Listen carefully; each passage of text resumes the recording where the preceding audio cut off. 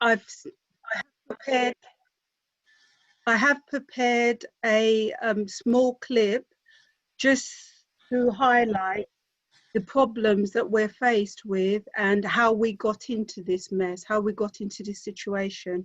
So, Auntie Jean, if I'm able to share Pluto's allegory of the cave.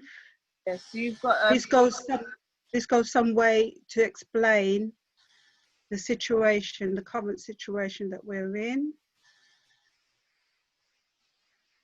And share.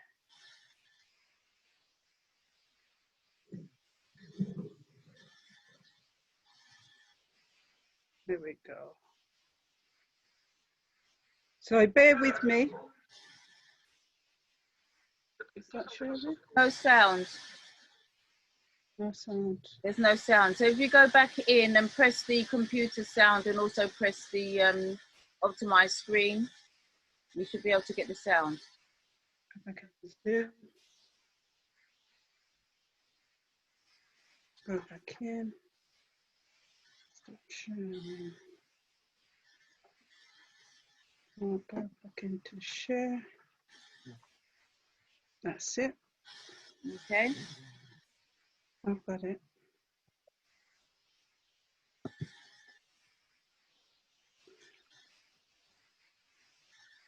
Oh, where's Lee gone? Can you do it, Auntie Jean? No, because I'm pressing on it. Nothing's happening. Sorry. If you've sent me.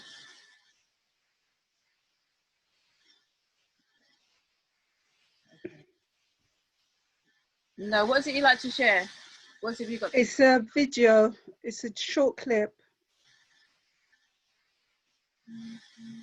Not unless you want to send it to me via email.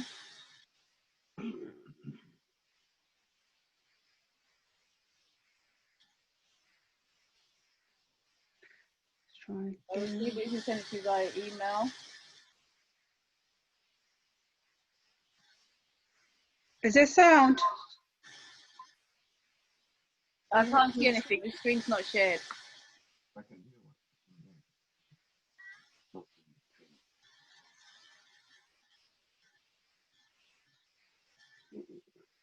Share computer sound. Let's try that one. And let's try share. Oh. So this technical. Gone. Yep, technical problem. Alright, I'll let the people in. But yeah, you get some getting used to. So was it just the sound that was the problem because we didn't hear? I've switched the sound on, but now we're getting no picture. Okay, go back to screen share. Go back to your screen share and highlight the actual segment that you want to show or the footage that you want to show.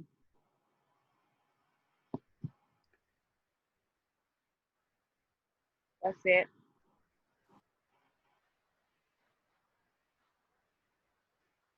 Yeah. Hello and welcome to Philosophy Vibe, the website where we discuss and debate different philosophical ideas. Today we're going to be looking at a very interesting piece from Plato and the very important thought for all philosophers, and that is the allegory of the cave. Plato asks us to imagine a group of prisoners trapped in an underground cave. These prisoners have been there since birth. They have lived their whole lives in this underground cave with their legs and necks chained so they cannot move. Behind them there is a fire burning. Occasionally those that rule the cave will hold up different objects in front of the fire so as to cast a shadow on the wall in which the prisoners see. The rulers will also make sounds so the prisoners can hear different echoes in the cave. They are the puppet masters. They control the prisoners' perception. Well, as the prisoners have been there from birth, they do not know any different. All they have ever seen their whole lives are these shadows. They think this is what life is. The shadows and the echoes are their reality. Over time, they come to recognize the shadows and attach names to them. They even have competitions with each other over who can guess which shadow will turn up next, and give each other honors and praises for the one who can guess the best. As far as they are concerned, this is life. However, one day one of the prisoners gets loose. His chains break off his legs and neck. He then stands up for the first time. He looks around, confused by this. He then begins to walk. Looking around, he sees the fire. The first time he has ever perceived such a thing. He also sees the puppets next to the fire. He even recognizes some of the puppets from the shadows he had seen.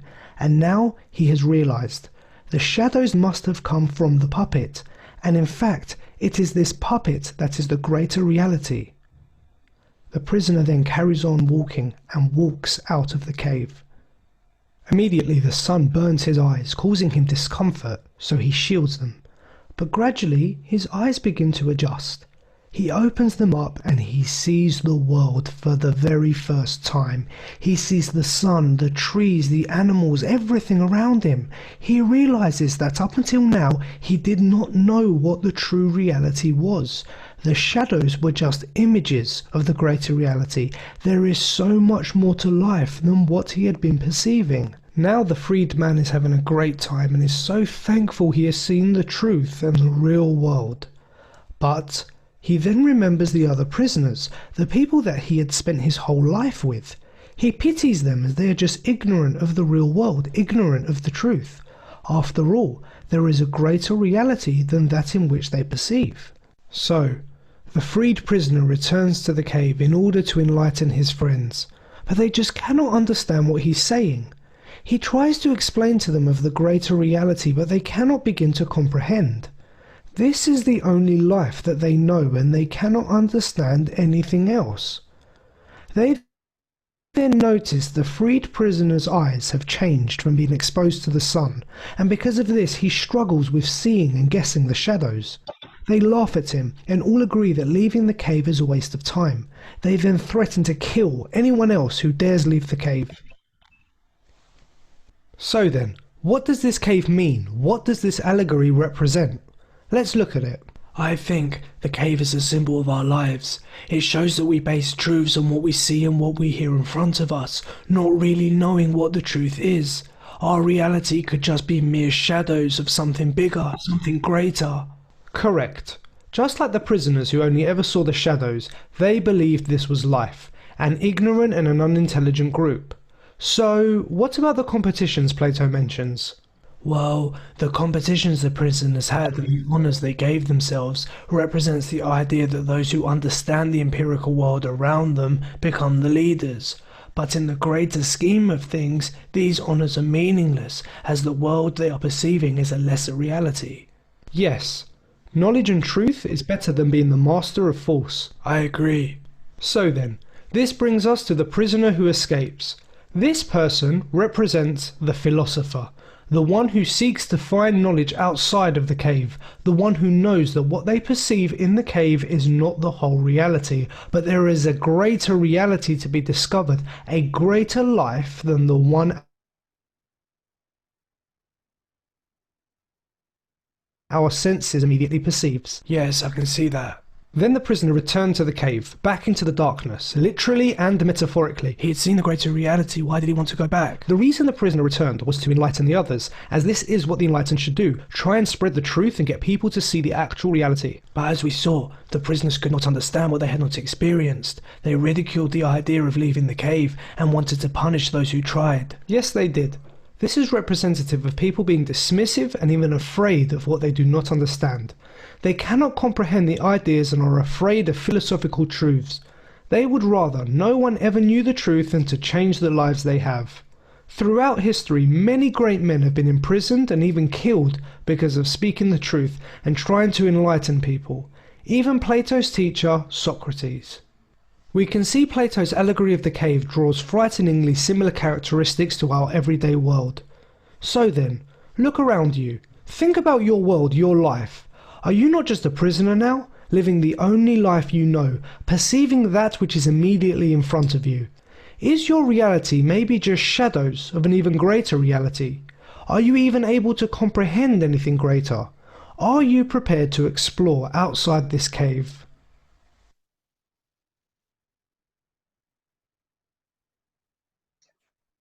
Right. So Chief, I've spoke to Chief and he's hopefully about to log in. So I would just like to ask how many people have actually heard Chief in the past. If you could just type yes in the chat for me, that would be great.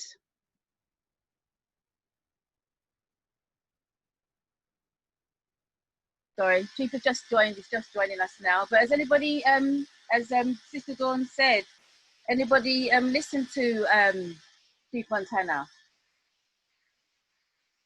My internet must be going funny. Anybody? Somebody? One body? Yes. Well, there's quite a few. So I think we can sort of introduce him now, Chief Montana. Is he ready? Yes. If he's available. Wonderful. And you can make him host. Hotep and welcome, Chief Montana. Auntie.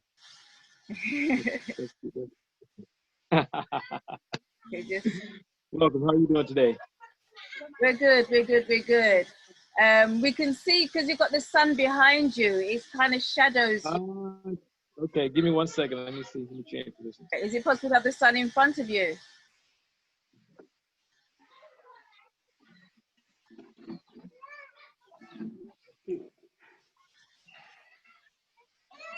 As we wait for Chief to reposition. Is that better? Yes, yes, it's better, it's better, it's better. Okay, good. Good. Wonderful. Good to see you. Good to see you too. Nah, let me apologize for being late. I had the time totally mixed up. I was thinking it was 4 p.m. my time for whatever reason. And I know that there's a time difference, but I don't know why I was thinking it was 4 p.m. my time. So I apologize for that. Okay. You're forgiven. Oh, thank you. I appreciate it. Okay. Okay. So what I was going to start the talk off by adding, let's have a quick look at screen share. With some of the issues that we're concerned about is how we got into this mess, which I think Pluto he highlighted, and how we think the way that we think, and also why we are dysfunctional in our relationships and why we behave the way that we behave. So I was hoping that Chief Montana would throw some light on some of those issues. Okay. Oh, this is gonna be great. This is gonna be great. I didn't know what the topics were today, but I was literally in a conversation with someone about this on Saturday, probably Wednesday, I think. So it's gonna be a really good conversation. So I'm excited now. Very excited. More excited than I was.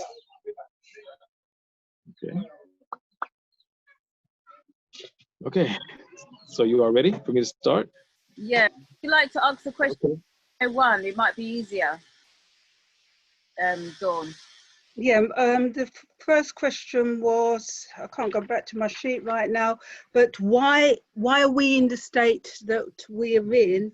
And I initially showed a clip from Pluto's allegory, just highlighting that we are sort of born into this condition and we have a limited perception of what's going on by the controllers or the rulers of the caves.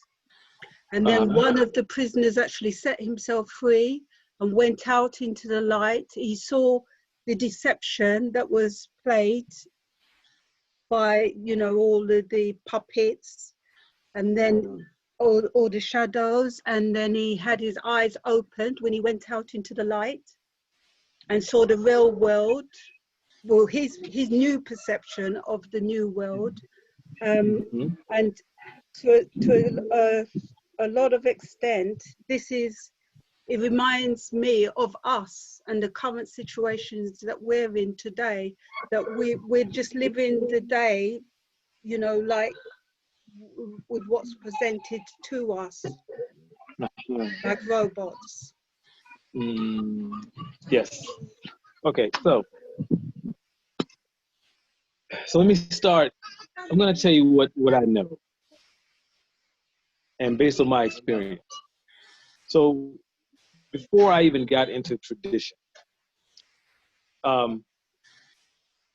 it was at the beginning of, I would say it's not really the beginning of my journey, but at the beginning of my journey from the perspective of like when I really began to awaken. And so I had a dream one night, and this is before I started doing any African traditional anything, period. I barely knew what an ancestor was. And so I was dreaming about something. I don't know what I was dreaming about initially. And then all of a sudden the dream just went like pitch black. So it was like as dark as like deep space. And so all of a sudden this voice started speaking.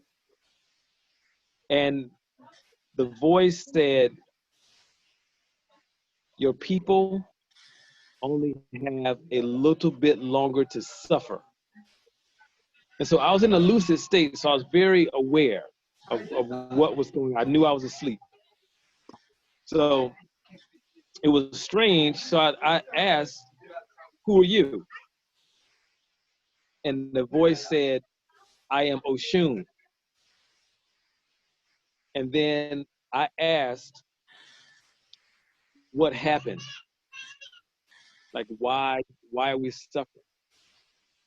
And she said, "You all are suffering because you turned your backs on each other, or you turned away from each other." That's a better way yes, I think it's more like you turned away from each other. And then I asked, "How much longer do we have to suffer?" And she said, "A maximum of 50 years. Okay.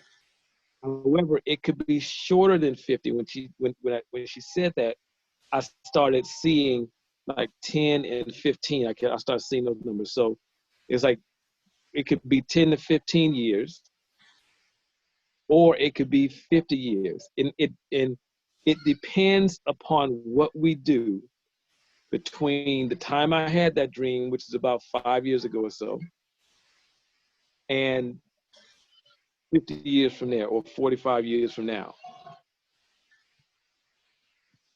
And so the reason that we are where we are is because we turned our backs on each other. And since I've been coming back and forth to Africa, and I've sat down with various historians, you know, in various villages and various other elders, and speaking to them,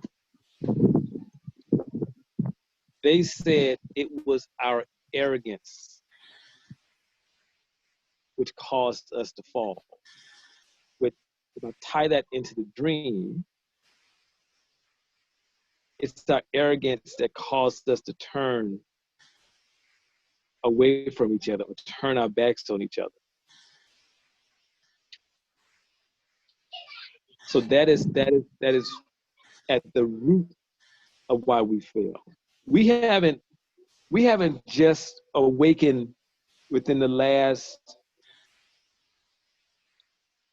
400 years, and all of a sudden we started turning our backs on each other. This has been happening for a very, very long time, and it's very disheartening because we do it all over the place. We do it in the US, we do it in Europe, we do it throughout the Caribbean, we do it throughout the continent of Africa, we do it everywhere. And what I've seen is that we also do not trust one another. And we walk around as though we ourselves are some anomaly. Like everyone is untrustworthy except me. I'm the only trustworthy person around. And I hear it all over the place.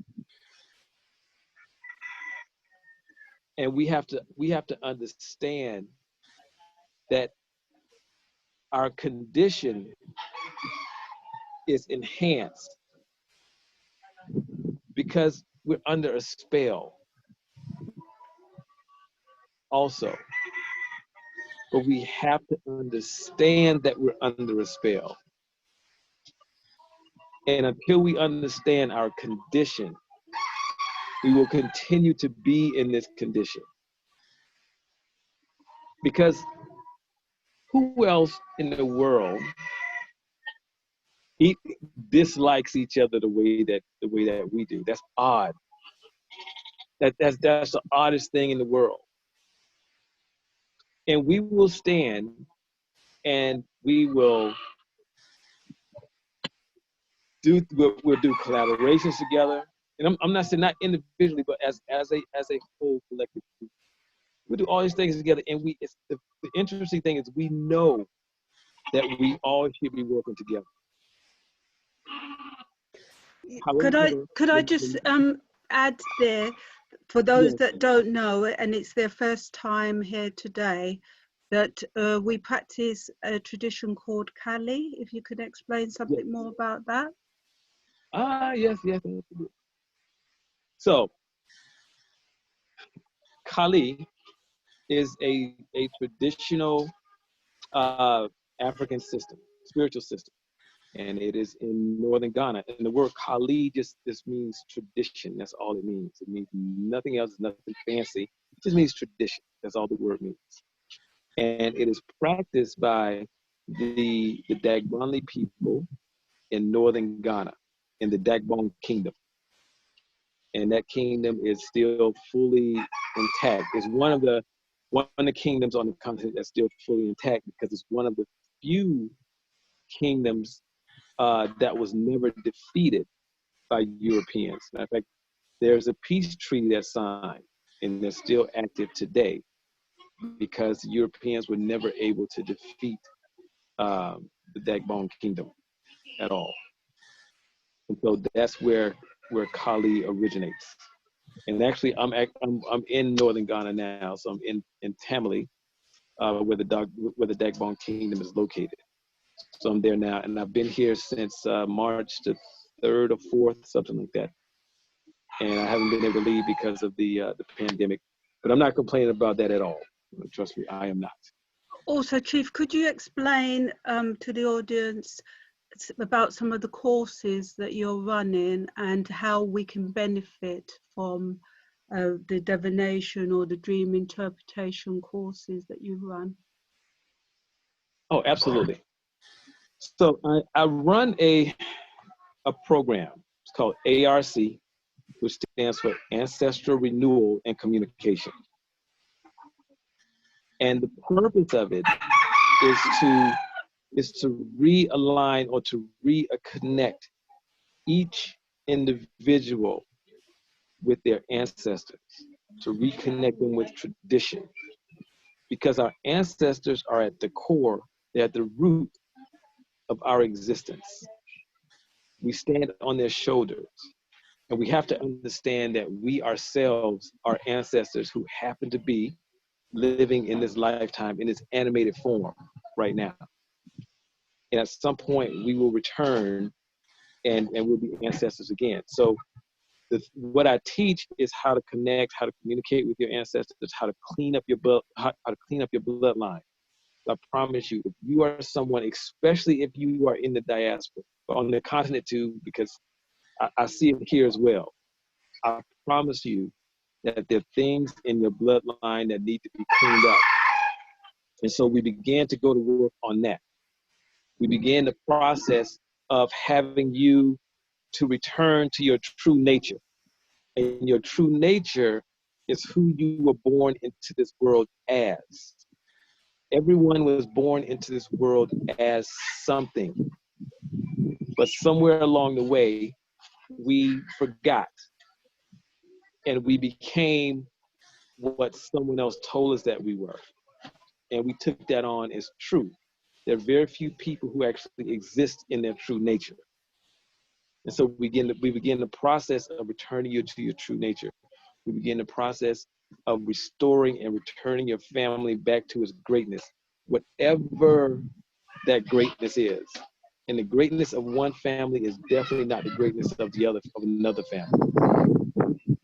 And so when those things happen, that is the time or the moment in which you reach true freedom and liberation. There's no document that can make you free. There's no other people that can make you free. It does not work that way. Freedom and liberation is actually having the ability to exist in the full expression of who you came into this world as. That's the thing that had Nelson Mandela be in a position where he could be in prison and still not feel as though he is a prisoner, because he was fulfilling his purpose. He was being the full expression of himself. So when you're doing that, it's impossible for you to be in prison regardless of where you are or what state you're in. And so we go to work on doing that. And it's not a short process. It's not something that happens overnight at all. Because we didn't get where we are overnight, and nor did our families. It took time. It took a lot of practice. And even if you think that you have arrived, I promise you, you have not arrived. There's something for me to achieve, or there's something for me to level up to and go to another level of the full expression of myself or my true nature each and every day.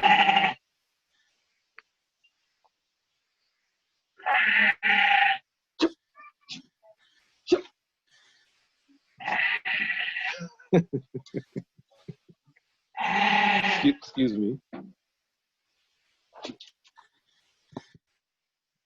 Okay.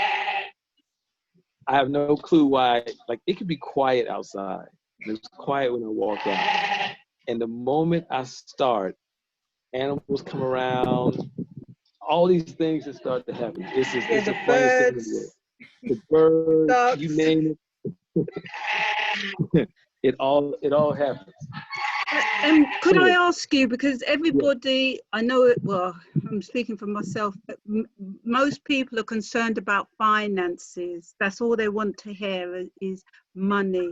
So could you explain to everybody how this connection with our ancestors is affecting us in every aspect of our lives? Oh, it impacts every single aspect of your lives. Because for some of us, actually for many of us, we actually have, it's the best way I can describe it when I've seen it with some of the people that I've divined for, and I've seen it when I've created ancestral shrines for some people, is that there's an inheritance that exists of this great wealth, of this great abundance. And without that ancestral connection, it is difficult to achieve that. It was difficult to get to it. And many of us will walk through life feeling as though we should not be in the position that we're in now. Many of us experience that. But we experience that, man, there's something greater that I should be doing. There's something more that I should be achieving. And many times we feel as though it's right at our fingertips, but we cannot get to it. That is that inheritance that you know instinctually that is there, but you can't reach it. Nobody in your family can reach it. That's because you do not have the connection with your ancestors that you need in order for that to be released. Because the only way that they will really release it is if you are responsible and your family is responsible. Because what most people will do in an irresponsible state is squander an inheritance. We will. We just do that. And so it is very, very important to actually have that deep ancestral connection, because then you actually have power restored to you that was taken from you. Because when we were taken from our homes, when our ancestors were taken from their homes, we can talk about the language that was taken away, the culture that was taken away. We can talk about all those things. But the most important thing that we lost is our ancestral connection. Because that is the thing that had our families to be able to operate at their highest capacity. And it goes on here today. I was at a funeral last week. One of the elders in the community, she was 120. And so she passed away. And it's not like when they're 120 here, it is not a feeble 120. It's a very active 120. She was still performing rituals. She was still doing divination. She was still doing all those things. She cooked for herself. She got around. Whatever she wanted to do, she did it. And so she transitioned very naturally. But nevertheless, during her funeral, none of her children, her grandchildren, great-grands, great-great-grands, none of them cried at all. And we would think, oh, well, they didn't cry because she had lived this long life. No, they didn't cry because she fulfilled her purpose within the family to ensure that the family would continue its legacy of wealth, whatever that looked like for their family, that the abundance would continue to flow into the family, because she did all the ancestral work.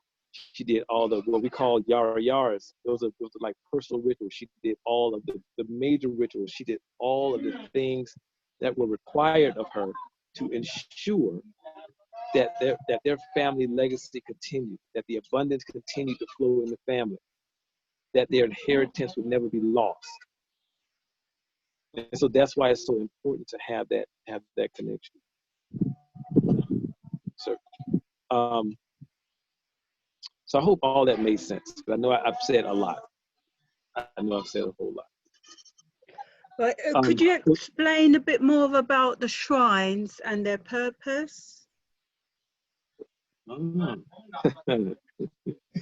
Yes, I certainly will. So each and every one of us, there's not one person in this Zoom meeting who does not have a series of family shrines on your mother's side and on your father's side. There's not one of us. They're very old shrines. As a matter of fact, I've seen, and the shrines I'm speaking of are family shrines, or you can call them ancestral shrines. Those are the shrines that I'm speaking of. And, hold on.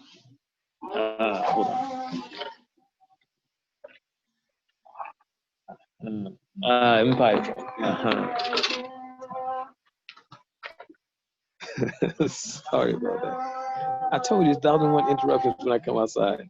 When I'm inside, nobody bothers me at all. They just walk right through. I come outside, they start bringing me, well, these are peanuts, but they call them granuts. They start bringing me granuts, they start bringing me, you name it, everything happens. But anyway, so I'm speaking of ancestor shrines. or family shrines. And everyone has a series of them in their family. And we are all connected to them.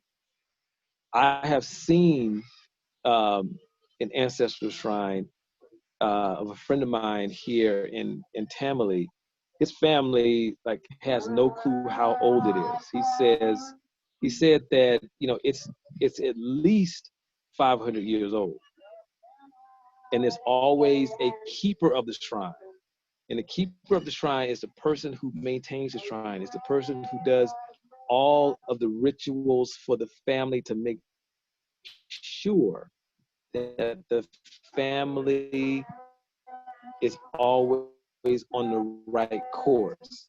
If you have an issue, a personal issue, you go to the keeper of the shrine of your family. And they will go ahead and do a divination. Your ancestors, they will petition, but really it's the spirits that are in your bloodline. Address whatever issue that you're having is what will happen. And so what I do is I actually create shrines for people who are like the keepers of those shrines. I've been asked. And when you have an ancestor shrine, you actually restore.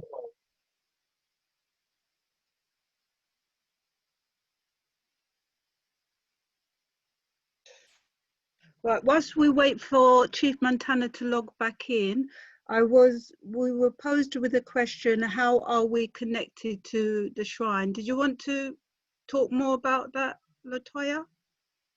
What's the relevance of a shrine? Your shrine is your connection with the ancestors, which is more than an altar, because a lot of people have altars in their house, but a shrine is more or less passed down from generation to generation. And sorry, I was explaining what a shrine was. You can interject. Oh, sounds like you do a great job. So I'm going to piggyback on what you were saying. So excellent point. So there's a distinction. See what I'm saying? This is chickens. And I'm not.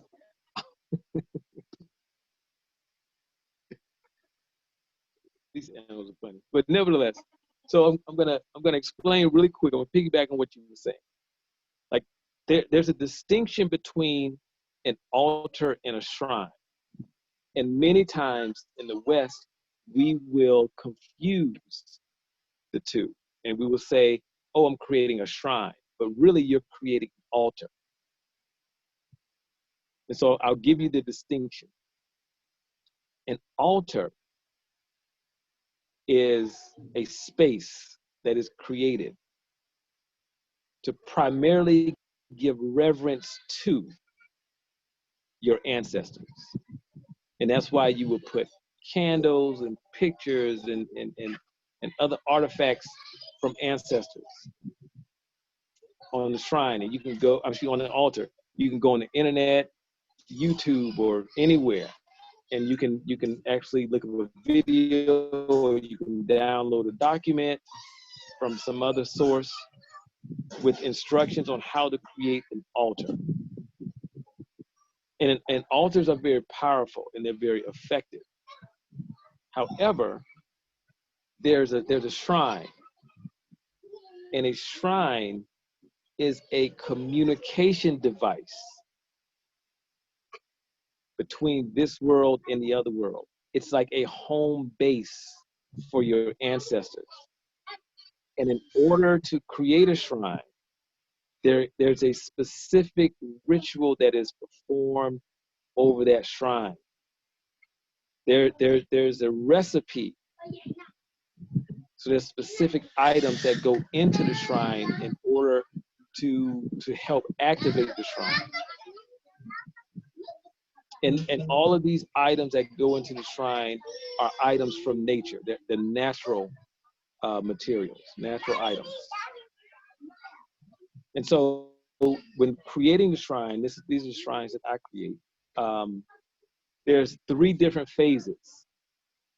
First, you have to ask your ancestors or request that they come and take residence or come sit on the seat of the shrine. And they can say yes or no. Just because you want to create a shrine, it does not mean that your ancestors want you to have the shrine. It doesn't mean that you're spiritually mature enough to have a shrine. And so once they say yes, that they will agree to take their seat on the shrine or take residence in the shrine, you go to the next step. And the next step is to ask them or request that they restore abundance back into your family. And that's what we get into the inheritance that exists. And what the restoration of abundance does is it's not just a restoration of like finances. It's the restoration of elders. And what I mean by elder is something or someone who is filled with wisdom and knowledge. And so it has nothing to do with age at all, 0. You are not made into an elder, you are born an elder. You're born with knowledge. You're born with wisdom. The youngest elder that I know of is, she should be about 8 years old by now. And as I stated earlier, this elder that was 120 who passed away last week. So it doesn't matter what your age is. I'm sorry, go ahead. So, sorry, Chief, can I also ask you, how do I address these concern and issues that I have with regards, you know, me being brought up in with a religious background? And also sort of letting it coincide with Kali or tradition. I don't know if I'm... Rephrase that question, because I'm not clear about what you're asking. I was raised in a religious Christian upbringing, and so I have a few concerns or issues with practicing tradition. How could I best address that? Oh, excellent question. Well, I know what you're experiencing because I was raised in a Christian family, period. Mother's side, my father's side, I was surrounded by it. A bunch of pastors in my family, uncles who have churches. I was in church, and some of you can know this. Have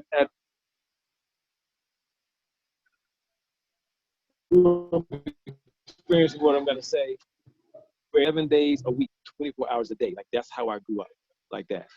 And the best thing for you to do, and sometimes it's a very difficult state to get yourself in, is trust what you know, not necessarily what you have been taught or you've been told. Because we have a nature that is always attempting to bubble to the surface and be present. But our nurturing, or your nurturing, is the thing that brings about all those questions and those concerns. And your nurturing is your upbringing, what you were taught. And so there's always a battle between your nature and your nurturing that exists. And it exists consistently. So I would say the best thing to do is to trust where you are being guided and where you're being led, because your ancestors are attempting to lead you on the path in which you need to go on. That's what I would do. That's what I would suggest. And I would go and have a divination to see. Could you Because a lot of explain times more what a people- divination is? Yes. For those who don't know. Yes. So, and I'm going to say this, and then I'll explain it. A lot of times, the people who struggle the most are the most spiritually powerful people in our culture. Those are usually the people who struggle the most because they have things that happen to them that they've been told that those things are not good. Those things are evil. Those things are bad. And they're happening constantly. And so you suppress yourself and you struggle. There's so many people who struggle throughout life. And so I would argue the people who struggle the most are the people who have the most powerful spiritual gifts and medicines. And so I'll explain what a divination is really quick. So many of us have heard of a reading. And so a divination is similar to a reading in that a divination will tell you your past, present, and future. That's what a divination will do. And so will a reading. Now, the thing that takes a divination to another level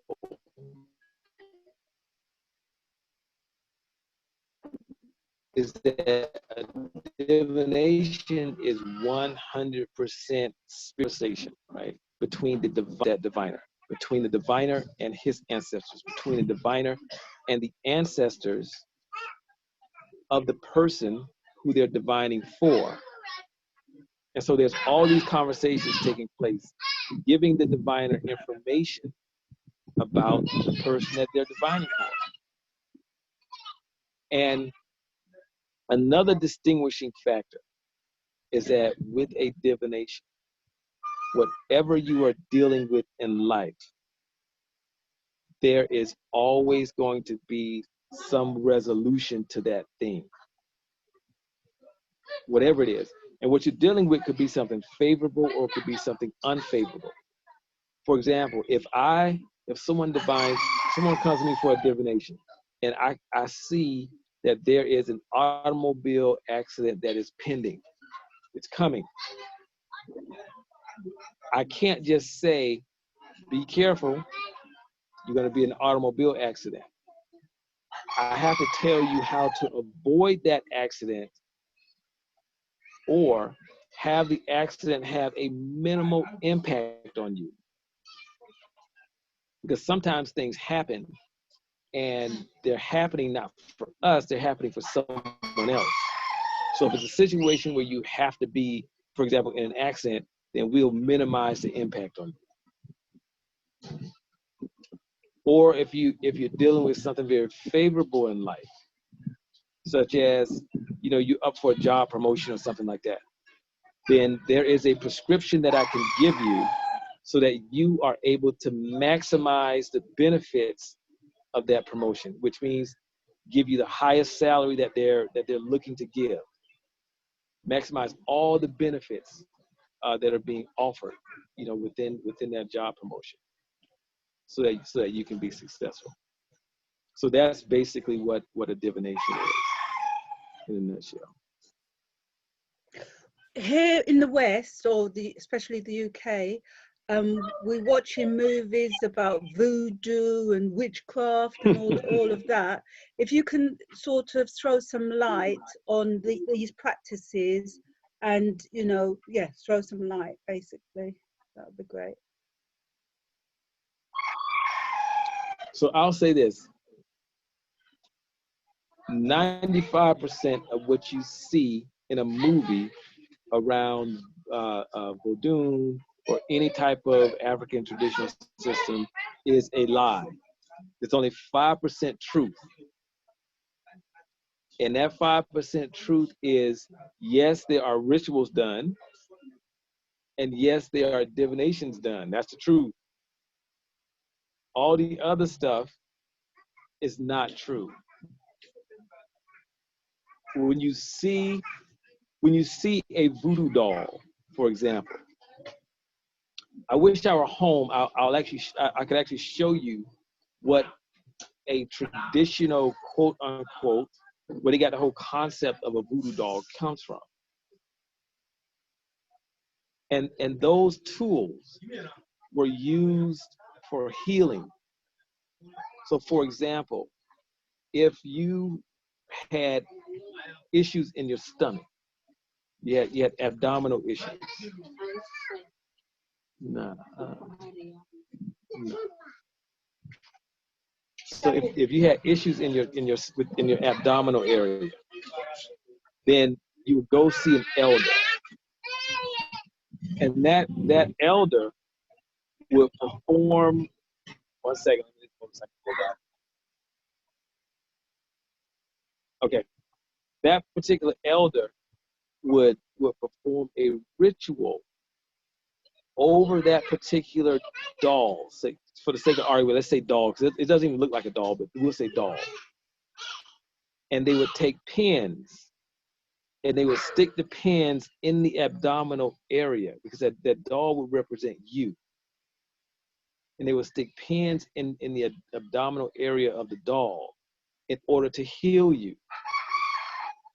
If you were having migraines, they'll perform the ritual, and they will stick pins in the head of the doll. So wherever your issue existed, the doll was used to heal you. That's where the whole concept of voodoo doll comes from.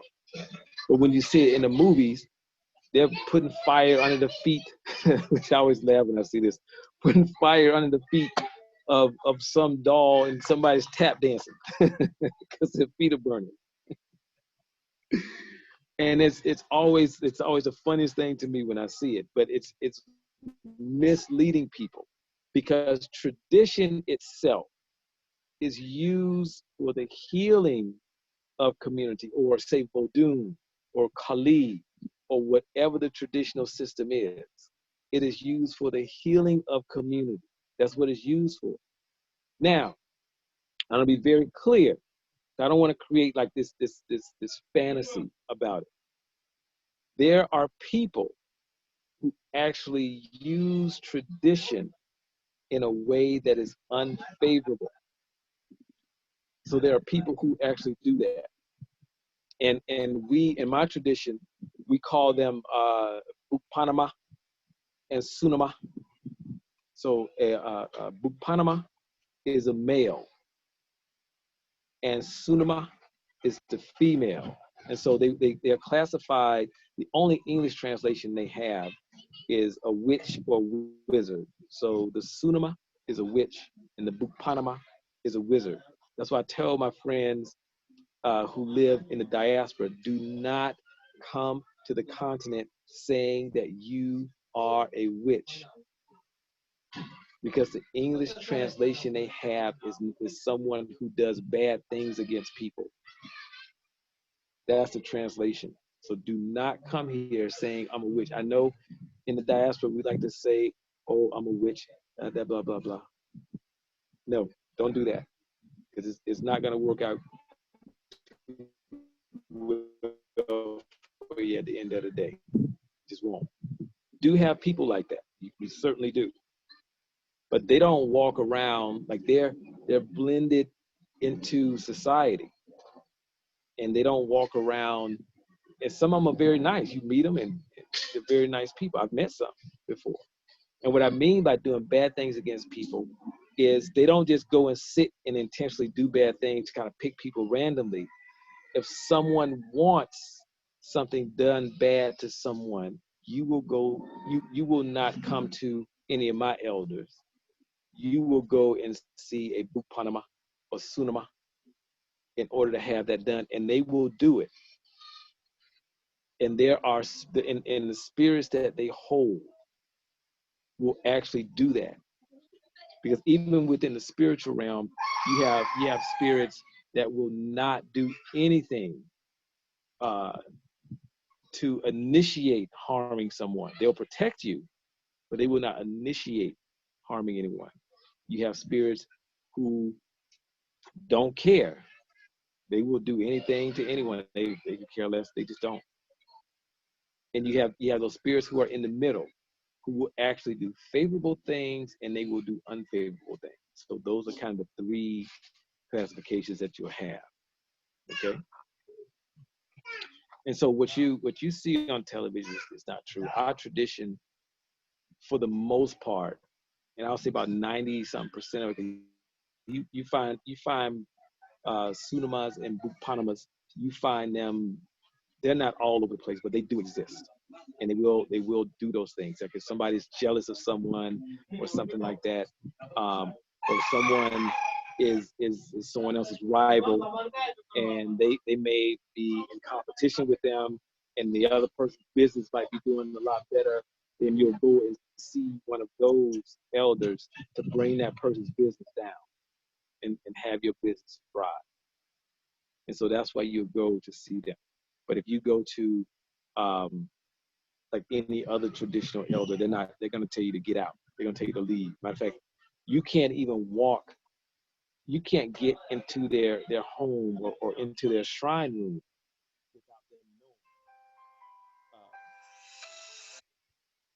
Because if you look over if you go to a traditional elder's house and you look over the door, you'll see these spiritual tools. And it's like when you walk past the threshold of the door, it's like you're being scanned.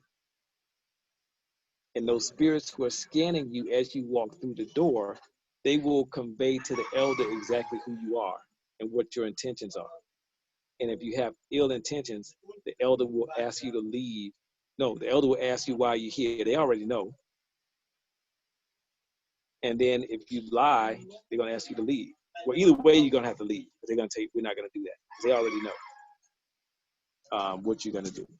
So I hope that gives you kind of a general idea I'm also just trying to ask some of the questions. I'm trying to ask some of the questions that some other people. I can't hear a word you're saying. Say it again.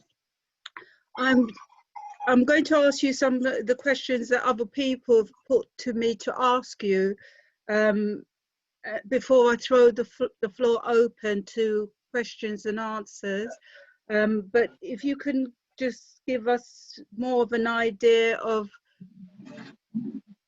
how practicing Kali could benefit us in terms of, well, I can speak for myself, and that is that, you know, I found fulfillment on contentment into my life because it's given me a whole different outlook. I'm able to analyze myself, analyze my behavior, and also, you know, don't have unrealistic expectations. And you give me all sorts of exercises to perform to heighten my awareness and to practice certain traits which are beneficial to me and yeah, and the people around me. So I thank you for that. But if you can tell more people, because before I came to you, I was quite ignorant on all of these things. And my parents would talk about dreams, and we go out and we buy dream interpretation books, only to find out that, yeah, it's written by somebody who doesn't necessarily have our best interest at heart. So if you could explain something a little bit about dream interpretations, because I feel I can speak for everybody and say, you know, that it's quite an interesting subject.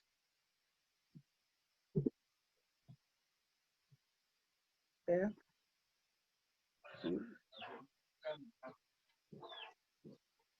So can you hear me, Chief? Yes, I can. Yeah, if you could explain a bit more about dream interpretation. So I'm jumping from subject to subject there. Yeah, absolutely.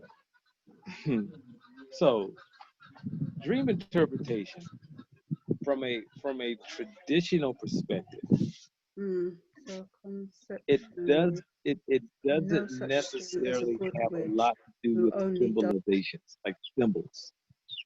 You know, from a Western perspective, if you dream about a dog or some type of canine, that's protection. You dream about, you know, if you dream that you're flying, then that's actually something that's possibly unfavorable.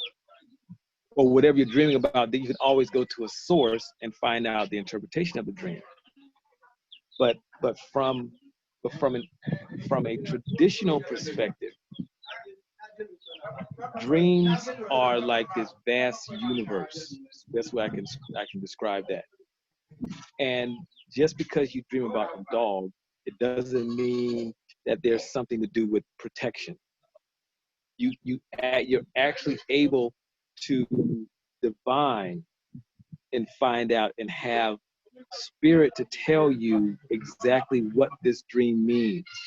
Because two people can have the same dream, and the meaning of the dream is different based upon, you know, what the person is dealing with in their lives. And so that's the thing that differentiates the dream. And so in interpreting dreams, like I teach a dream interpretation class. And the way that I teach my class is that a dream is a world within itself. And you can actually dive into the dream and interact with the environment of the dream. And you can ask questions while you're in the dream. You can ask questions of, you know, the characters in the dream. You can go into the dream and dig down in deeper and deeper layers of the dream, because a dream is actually layered. There are different layers of the dream itself. And you can dive into those different layers that the person who's telling you the dream, or even you, if it's your dream, you can't see on the surface of the dream. And within those deeper levels, it gives you a deeper interpretation of the dream itself and what's going on. Why did you have that dream? Because a lot of times, sometimes what a dream looks like on the surface is not like the literal interpretation of the dream. Sometimes it is.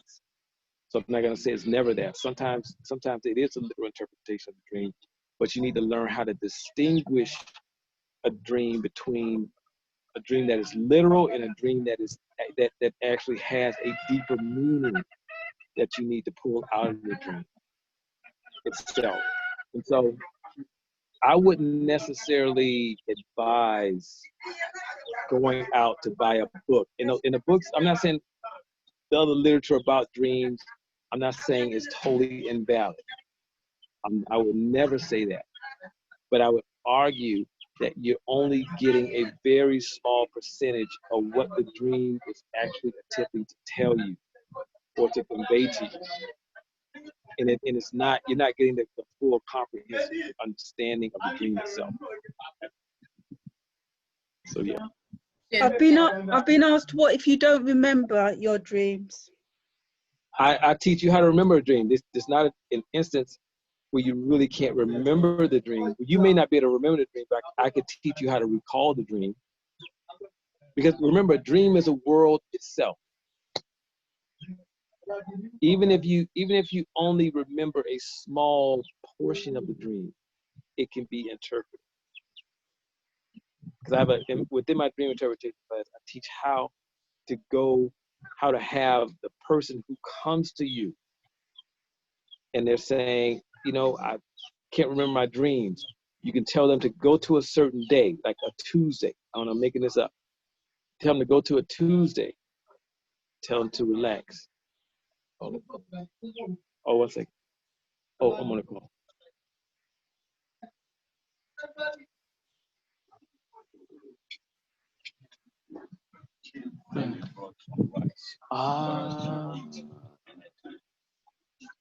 Yeah.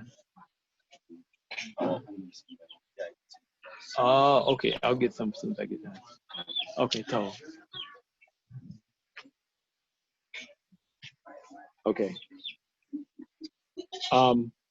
Yeah, they can actually go, you can actually have them go to like a Tuesday and have them to recall that dream, or whatever, or they could have had a series of dreams, and you have to get them in They don't have to meditate and do all this other stuff, but you have to tell them to go back to think about Tuesday. You give them a time, just make up a time, just say 3 a.m. And it should be, and think about your dream. And when they think about the dream, it's going to be blank. It's going to be like the void of space, like that kind of blankness. And you have them go in there, and that's the dream is actually in that darkness. But you have to be able to guide them through the darkness, because you should be able to see the darkness that they see. And then you'll see a light or maybe a strip, and you tell them, look to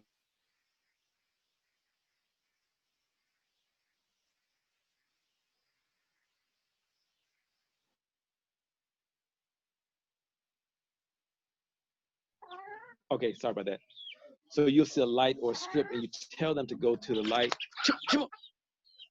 Excuse me.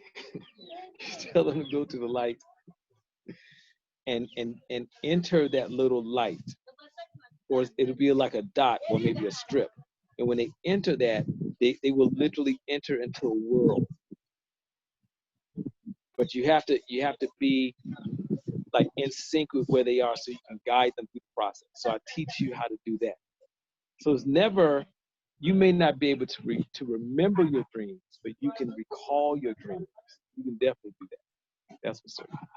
They're not, your dreams are never gone. They're never lost forever at all.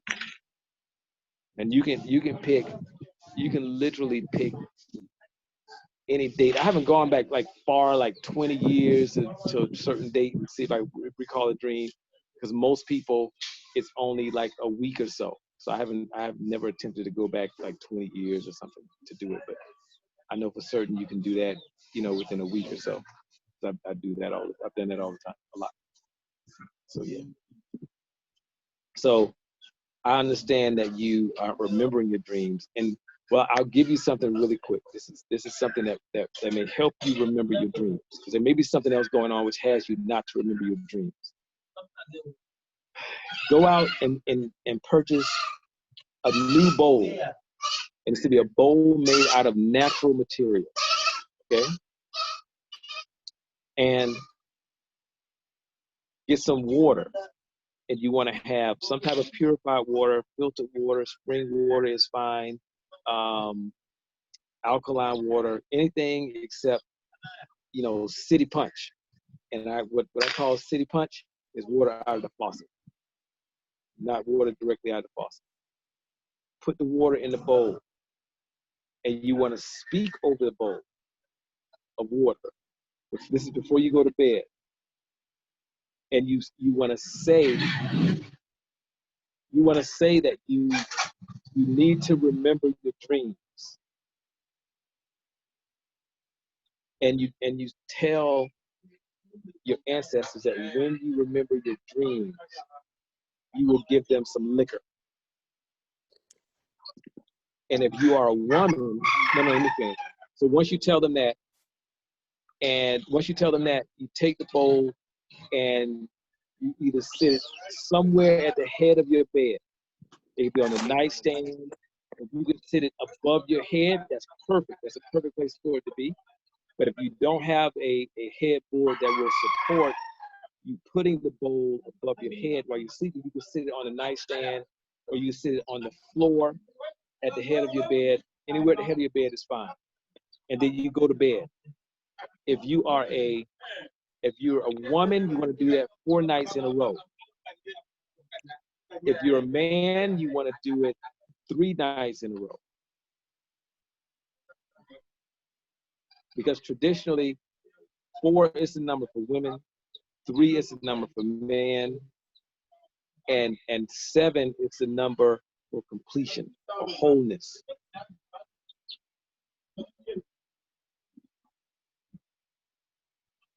And so do that, and that may help you remember your dream. If not, then you may have some other things going on that need to be looked at. But that's one thing you can do. And for many people that I give that to in books.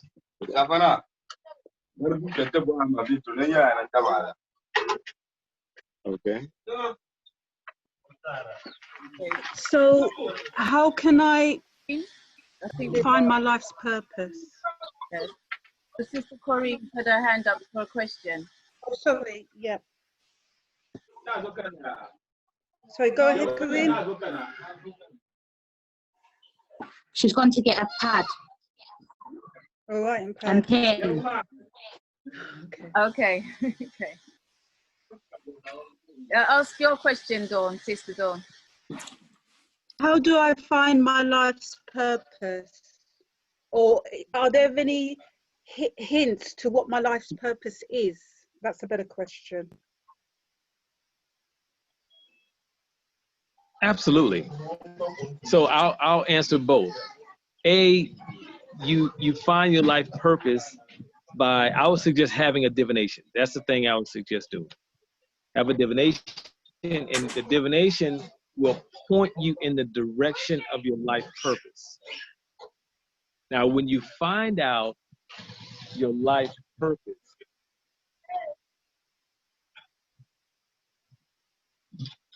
you may not know how you're going to achieve that, because you may think to yourself, I'm so far removed from that, whatever that purpose is, based upon the path that you're on today. But you can be rest assured that throughout your life, your ancestors have been attempting to get you on the path to fulfill your purpose. But because of how we are domesticated, how we're trained in our culture, we generally ignore that. We push it to the side. We neglect it, or excuse me, not neglect, but we reject it in lieu of what we want to do, or what someone told us that we should do in life. Because the way that we're taught in the West is that you can do anything you put your mind to. I promise you, that's not true. You can do anything that you have a skill set to do on a high level. And that's what I'm talking about. Anything you want, you put your mind to, I'm talking about operating on a high level. That's what I'm talking about. Not operating, at a minimal level, but on a very high level.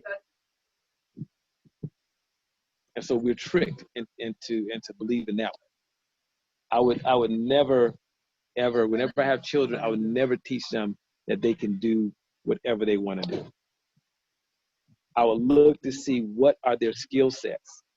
And I'll say to them, okay, these are the arenas in which you would excel. That's why you have so many people who will go to college and they will become doctors. I have friends who become attorneys, who become engineers, who become doctors, and that's not what they want to do. They have a passion really for something else, totally different. But their parents or whomever told them that this is the path for you to take. There's nothing wrong with that, because as a community, we need more people in STEM.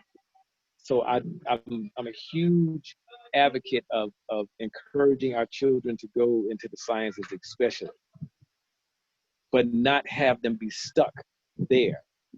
They can still pursue their passions and be a scientist at the same time, or be a doctor at the same time, or be an engineer, whatever it is, at the same time. But we put them on a path as though they're stuck, but they're never stuck at all. So to make a long story short, really quick, is I would have a divination to find out what your purpose is. That's what I would do. And generally, when I tell people what their purpose is, they're not overly surprised. They're really not. I've meet very, very few people who are surprised. They know, they just don't know how to get there. So yeah, okay. So I hope that answered the question. Well, is there anybody who would like to ask Chief Montana any questions? And also, don't forget, even if you're shy, you can ask a question by putting your question in the chat. So if anything, we can read out the question for you. But a lot's been said, so would anybody like to ask any questions? If you do, unmute yourself.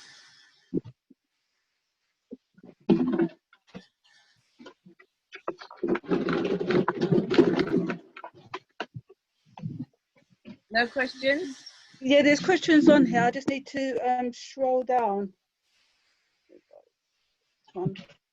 So conceptually, is there no such thing as a good witch who only does good things?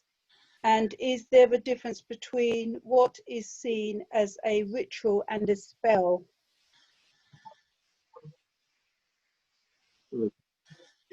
Oh. So traditionally, you wouldn't, like, if someone called you a sunuma, you would not be classified as a good sunuma, even though you're doing spiritual work. You would have to be a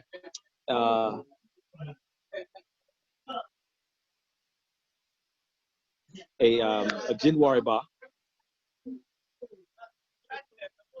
You would have to be, and a Jinwariba could be a male or female, doesn't matter.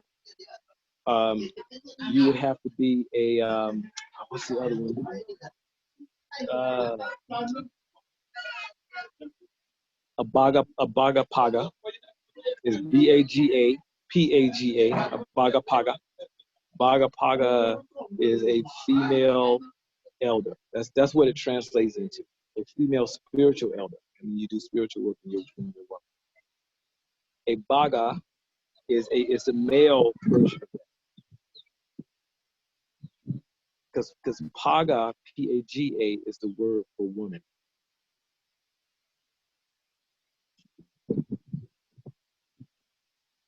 And what about communicating with ancestors that I didn't have a good relationship with whilst they were alive?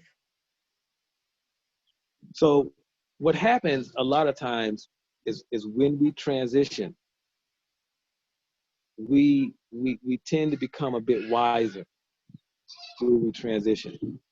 So it doesn't always matter. I haven't seen an instance where someone did not have a good relationship with an ancestor while they were on this side, and that relationship is still bad.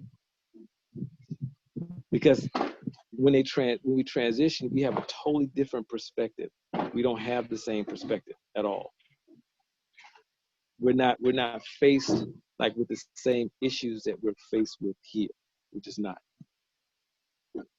Nobody's worried about paying rent, mortgage, car note, none of that stuff. It is not a concern. So now I've never seen an instance where that's been an issue. If you think it is an issue, you can just go to them.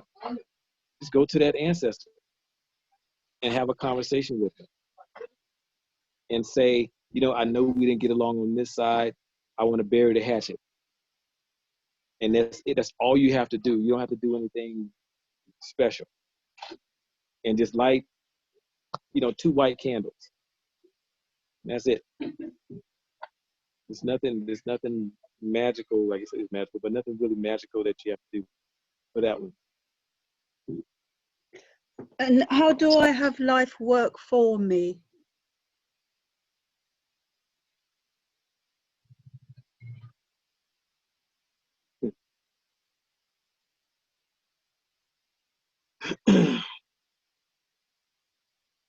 How do you have life work for you?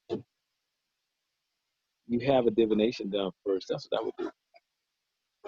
I would start with a divination. And a divination would take a look to see what's possibly happening that has life not work for you.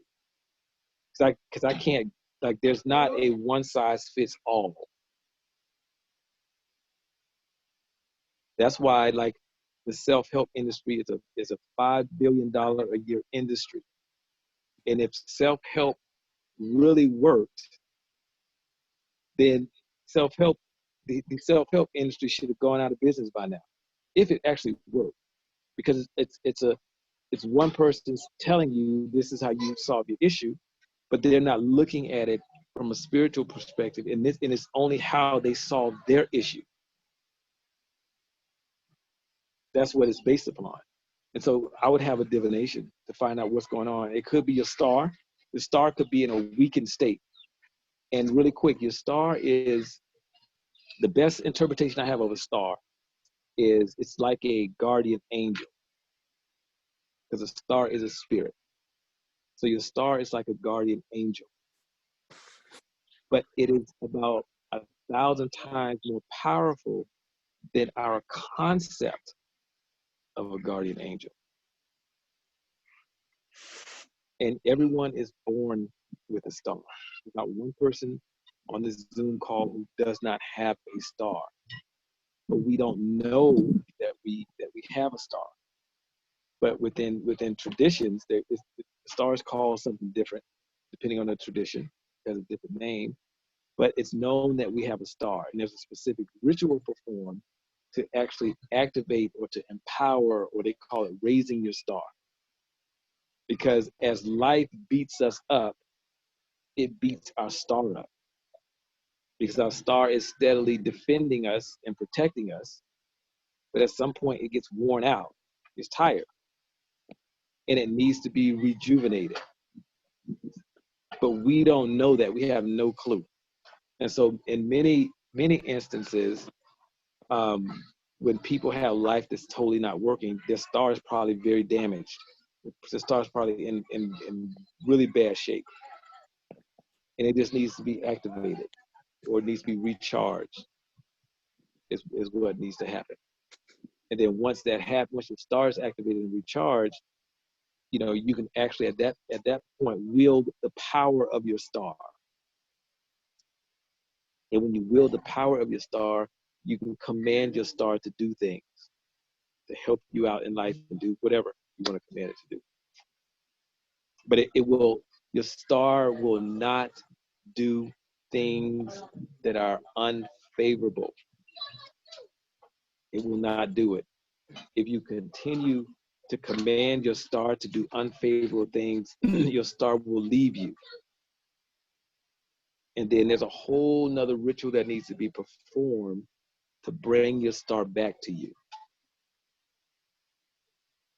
Because it does not, your ancestors nor your star, they do not like you doing things that are like unfavorable. They don't like you going out to hurt people.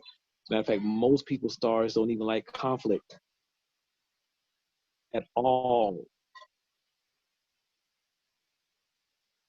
But we have to begin to understand who we are as a people globally, and understand why we're connected this way,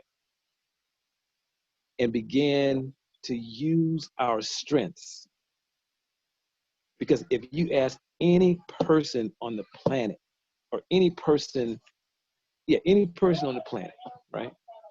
If you ask them who are the most spiritual people on the planet, I promise you, we will point at ourselves and other people will point at us. Hence, that is our strength, because that is the thing that actually shines through. That's the thing that actually comes to the surface more than anything else. But we don't use our strength in order to be great. We don't use our strength in order to be powerful.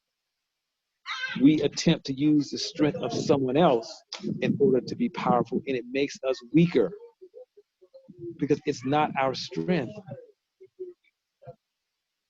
For us to connect spiritually, for us to wield the powers of nature.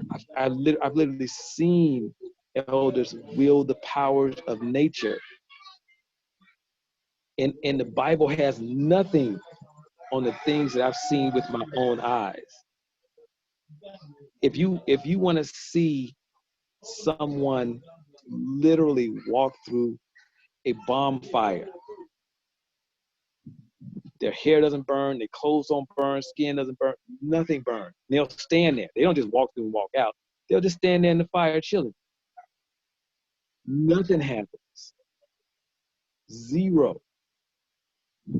If you want to see someone bring the dead back to life, I've seen that.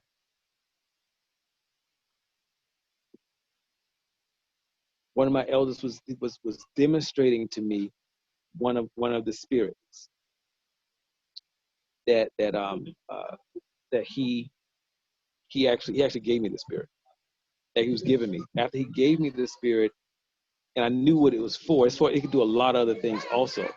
He said, if anyone dies of an unnatural cause, meaning it's not your time to transition, this spirit will bring them back. Now, it's not going to bring you back if you've been dead for 3 years, or not that one. And he said, whenever I get a tool, we always test the tool to make sure that it works. So they don't just make me a spiritual tool, make me a shrine or whatever, and just give it to me. We test it. And so he said, okay, we need to test this. And so he went and got a chicken. And we literally sat there and killed the chicken right there. The chicken was gone. It was dead. We performed the ritual. There's these words that we say. So we chant something, and we say it.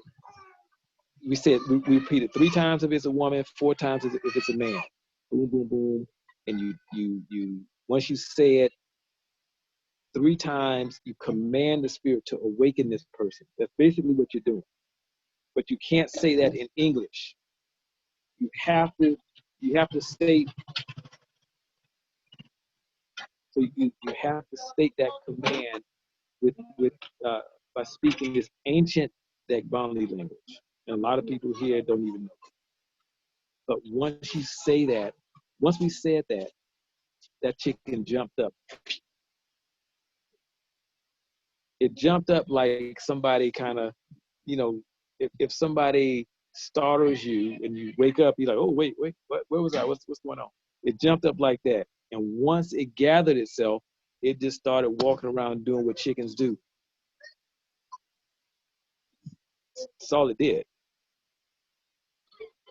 But we did that to make sure that the tool worked. And he said, if that happens to anybody, just go out and do that. But we are the ones who possess the power to hold those kind of spirits. Everybody can't hold those kind of spirits. They can't. But we don't use our strength or our strengths in order to be great. We use our weaknesses in order to be great. That's what we do. We use other people's tactics in order to be great. That's what we do. But if we ever understood who we are, it would be over. I promise you. And they know, y'all know who the they is I'm talking about. They know that it would be over. Period. But we're under a spell. That's all it is. That's it. Okay. So that's that. I don't remember what the initial question was, but I hope I answered it. Excellent. Not sure of what you mean when you say our stars. Could you explain the components that exist in a star that could help my understanding, and does it have anything to do with the deities in our bloodline?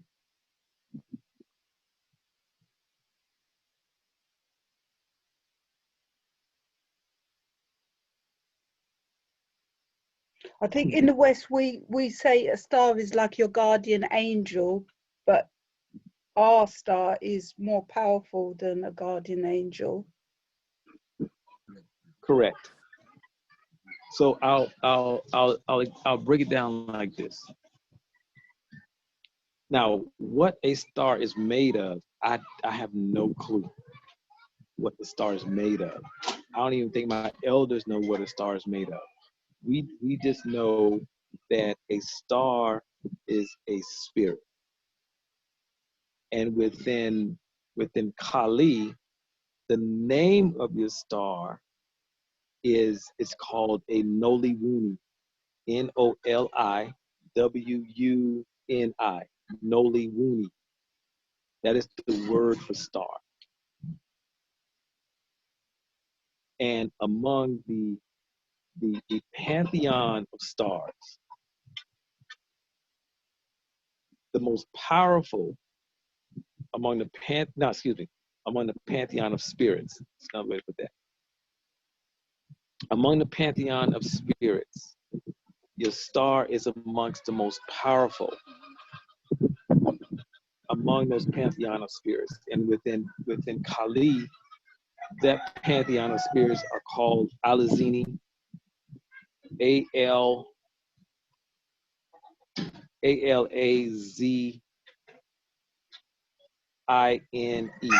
Alazini. Yeah, Alazini. I think that's how it's spelled. And your star is really right below Nawuni, and Nawuni is the word for God within my tradition. So you have Nawuni, then you have Alazinis, you have Cantumble, which are door spirits, and blah blah blah blah blah on down the line. And so among those pantheon of spirits, it is among the most powerful outside of Nawuni. And we never put Nawuni when we say pantheon of spirits, we never include Nawuni in that pantheon. Nawuni sits on its own by itself. I hope that answered your question, but to tell you what makes up a star, the components of the star, I don't know that. You have premonitions and you see things before they manifest. Ask that question again. What if you have premonitions and you see things and events before they manifest? So what's the actual question? Like, what does that mean, or I'm not clear about the question. Yes, what does it mean? And I think it's mainly disasters that they see. Does it mean anything? It means that you're a seer. That's really all it means. And usually if you're a seer, you carry other medicine. And so what medicine is, we would call it gifts in the West.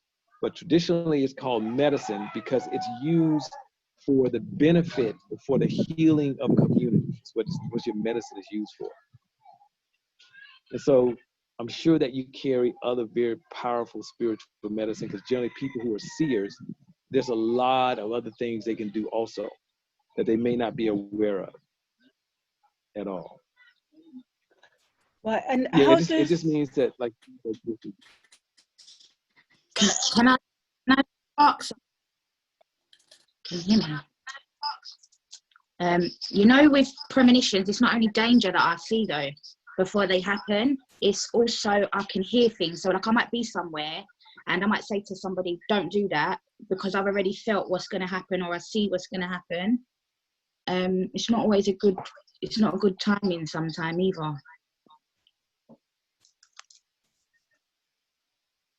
Yeah, I mean, it's the same. It's still being a seer. So when you're a seer, you can hear, you can feel, and you can see. That's what being a seer is. And so you can do all three of those things. And how does one deal with addictions? There's rituals we do for that, to deal with addictions. regardless of what your addiction is, that whether it's alcohol, drugs, this is funny, about 2 weeks Food, ago, sex. yeah, and I'll talk about sex in a moment, because there may not be a such thing as sex addiction, so I'll talk about that in a second. But even like we even deal with chocolate addictions. There was someone who came to me who had a chocolate addiction, and they wanted to like get rid of their chocolate addiction because they were addicted to dark chocolate. And when I described to her that we could do a ritual, she said, great. But I told her that the result of the ritual would be that you would be totally turned off by chocolate, period. In the same way, if you were an alcoholic, you'd be totally repulsed by alcohol. Or if you were a drug addict, you'd be totally repulsed by the even thought of smoking or injecting drugs. It would just turn your stomach. She said no, because she didn't want to give up chocolate at all. She just, I don't know what she wanted. I guess she wanted to continue to eat chocolate, but not as much. But the ritual, it will totally have you give up chocolate. Now, this is the thing about being quote unquote addicted to sex.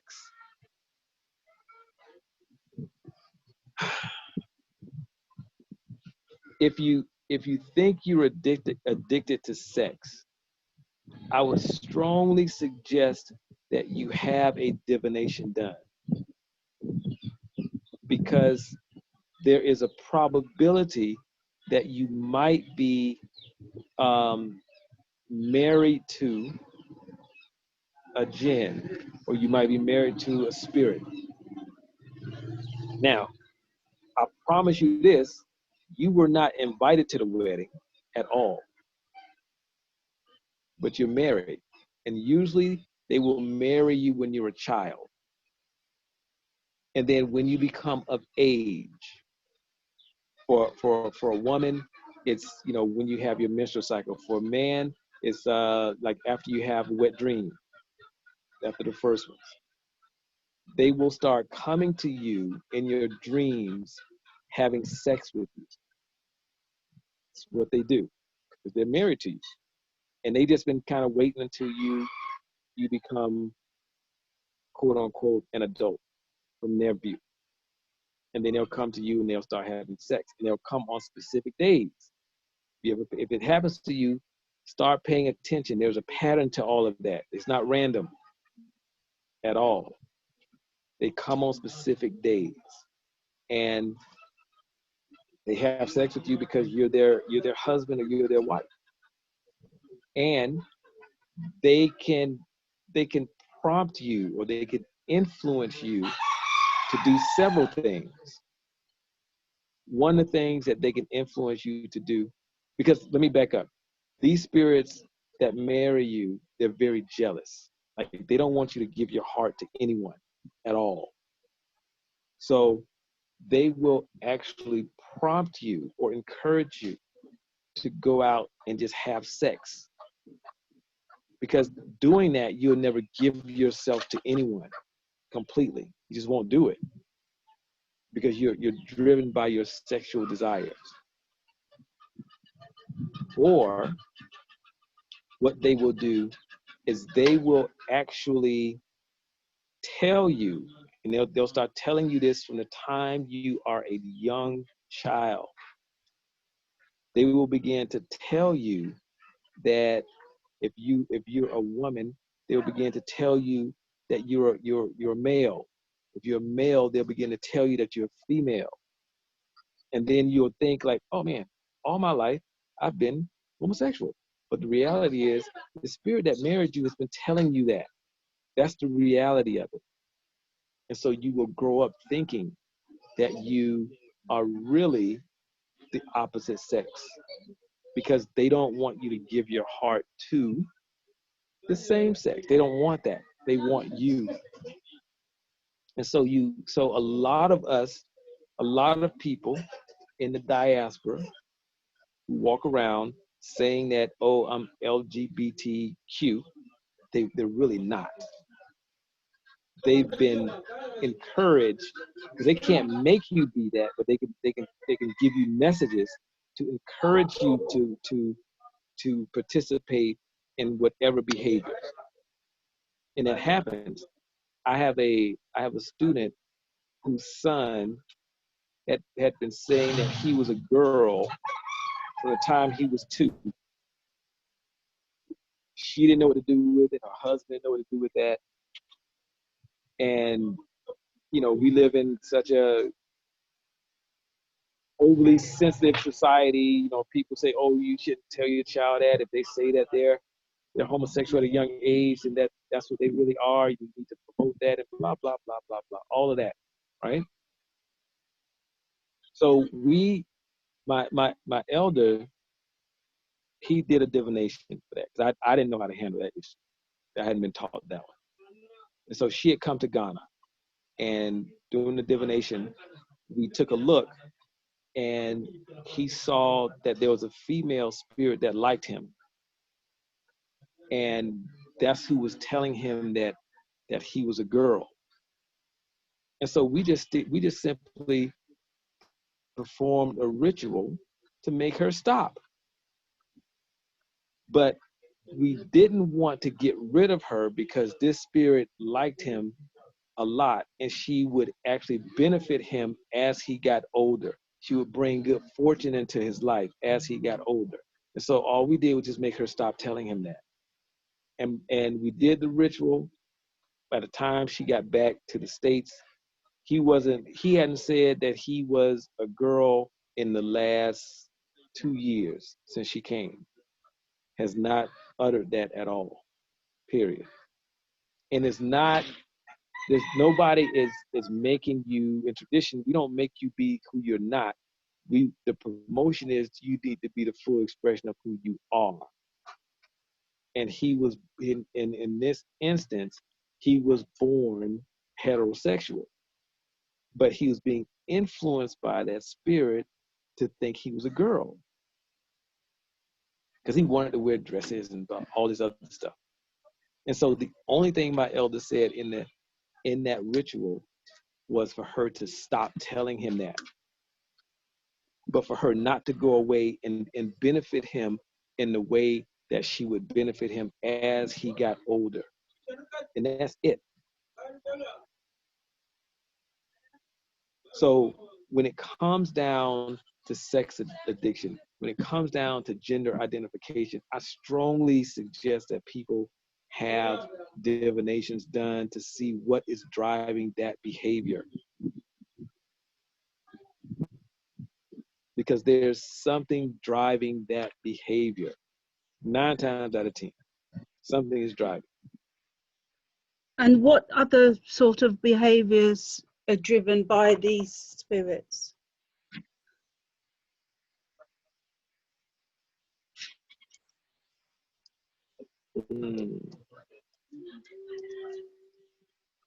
There's so many born through my mind. Like you name it, it could be. It put it like this: any behavior that is, I'm put quotes around this, quote unquote, abnormal, I would actually go have a divination, or you can actually have a divination done on behalf of someone else. You can do that. I would strongly suggest having that done. Anyone who's participating in some behavior that is abnormal, I would have a divination done to take a look to see. I have a question. Yes. About the spirits that marries you. They find you attractive, as you said, from this child was 2 years old. So they marry you and have no idea. How is it that they can pick on you? How is it they can marry you? Because usually marriage is a consent of 2 people, isn't it? Or 2 spirits. So how would one spirit marry you and you wouldn't know about it? Or is it your spiritual side of you does know? I mean, how does it work? So who said that marriage was the consent of 2 people? That's what that's what we've got. Who wrote that rule? Unlearn a lot of. Well, we've got to unlearn practically everything that we've been taught. So Yes. yeah. You do not have to consent Okay. at all. You don't. A spirit can just It will- like you, pick on you, and marry you. Yes, absolutely. Yeah, I was married to one. Wow. I was married to one. And that can be at any age. And Age. yeah, any age. Usually they will marry you when you're a child. It's not often that I know of. I'm not saying it doesn't happen, but I don't know of instances where someone has been married to a spirit and they're like 40 and the spirit married them when they were 39. I don't know if that instance happened at all.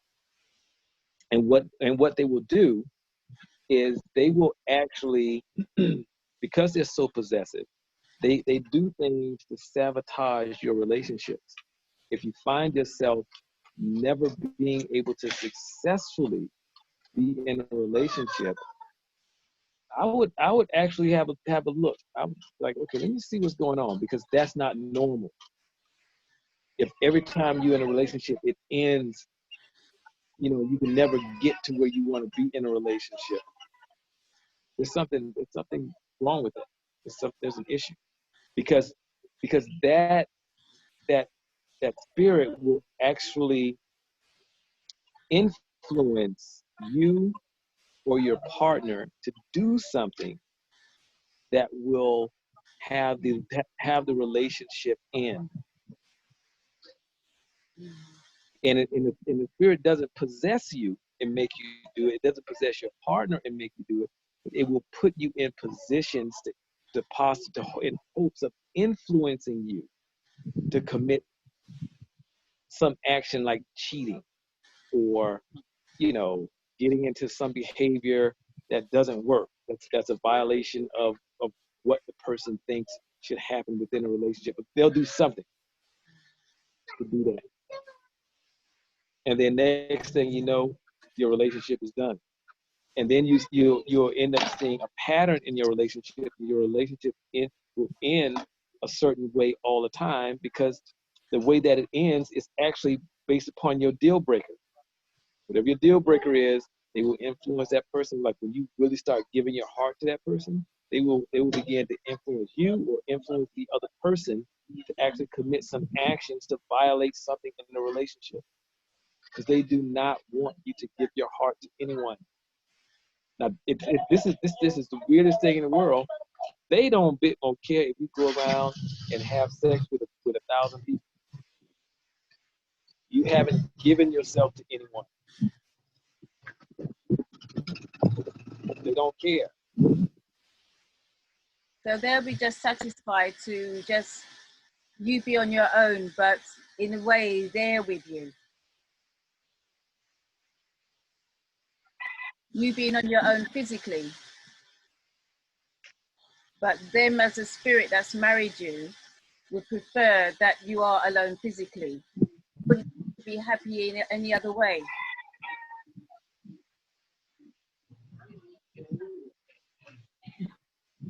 Ask that question one more time. I'm sorry, the phone was kind of choppy.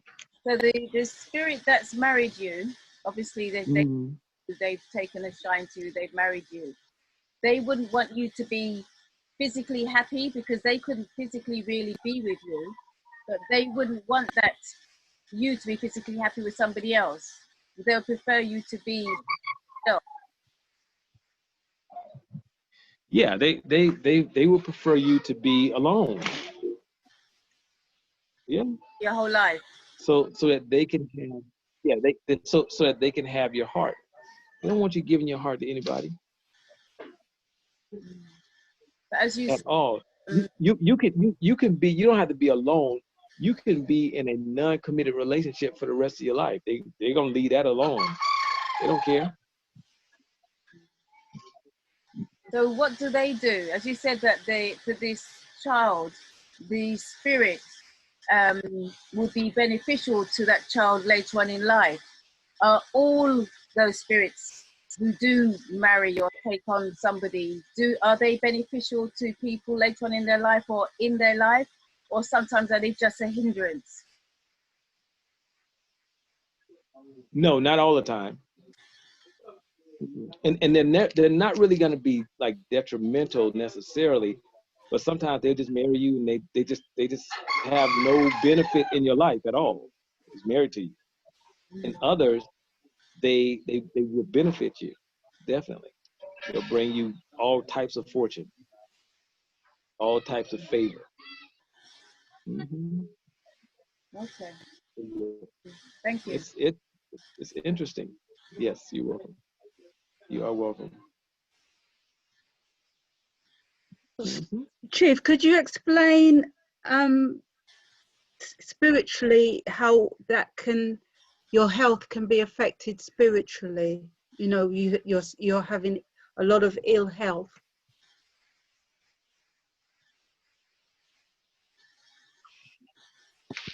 There could be a lot of like causes of like from a spiritual perspective of having bad health.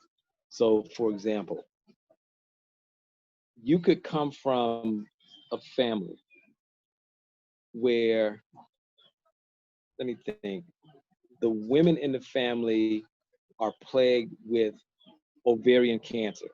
It's like from generation after generation after generation after generation. And you all will accept the fact that, well, this is just, hereditary in my family. But if you have a divination done, there's a possibility that is being caused by something spiritual. I had a woman that came to me who went to go have a biopsy done, and she wanted to know if she had cancer. So I looked, and I could see the cancer, but it was tiny. And so upon looking deeper, I said to her, I said, whoa. I said, I said, somebody in your family walked away from tradition. And she paused, and she said, yeah. She said, I'm actually from Ghana. But you couldn't tell she was from Ghana because she was born and raised in the U.S. But her grandparents and her parents were from Ghana. And she said, yeah. She said my family left Ghana to escape tradition because she came from a family of healers, and they worked with specific water spirits to heal people. But as a result of the influence of Christianity, her family walked away from those shrines. They walked away from those spirits. They walked away from basically tradition. And as a result, the women in the family started developing ovarian cancer. One generation after the next, after the next, after the next, after the next. And I guess their family thought, if we leave and move to the US, we can escape this. And the reason that they were developing, the women were developing ovarian cancer is because when they stopped practicing tradition, they just stopped. Just got it one day, and whomever it was, great grandmother, grandfather, whomever it was, they just stopped without a notification. It's like you being married and you come home and your spouse is gone. The clothes are gone. All their items are gone, and you're like, wait, what happened? It's like that. And so her family was being plagued because those spirits were reaching out to them, asking them to return, asking them like, what happened? Nobody was listening.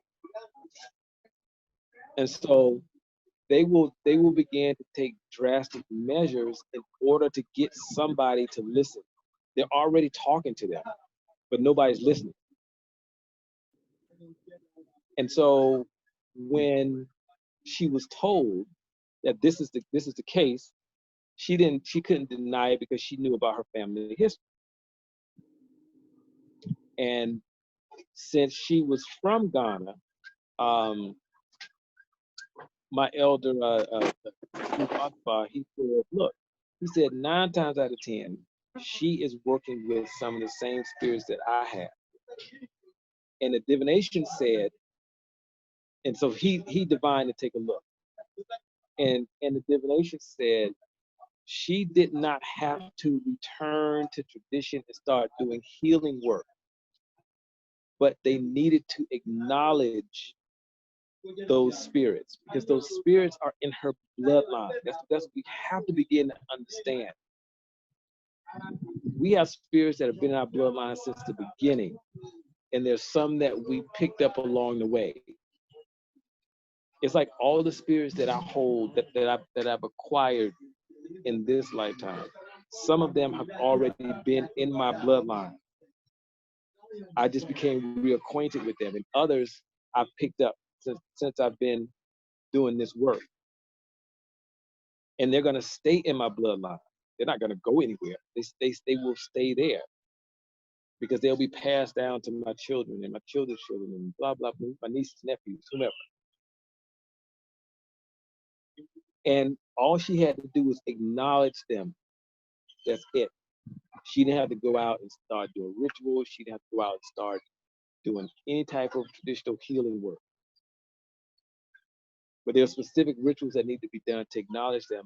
And my elder, he said he would do those rituals on her behalf. And guess what her response was? No. She would prefer to have herself and her future generations, and even other people in her generation, to continue to die from ovarian cancer, as opposed to, my buddies came back home. As opposed to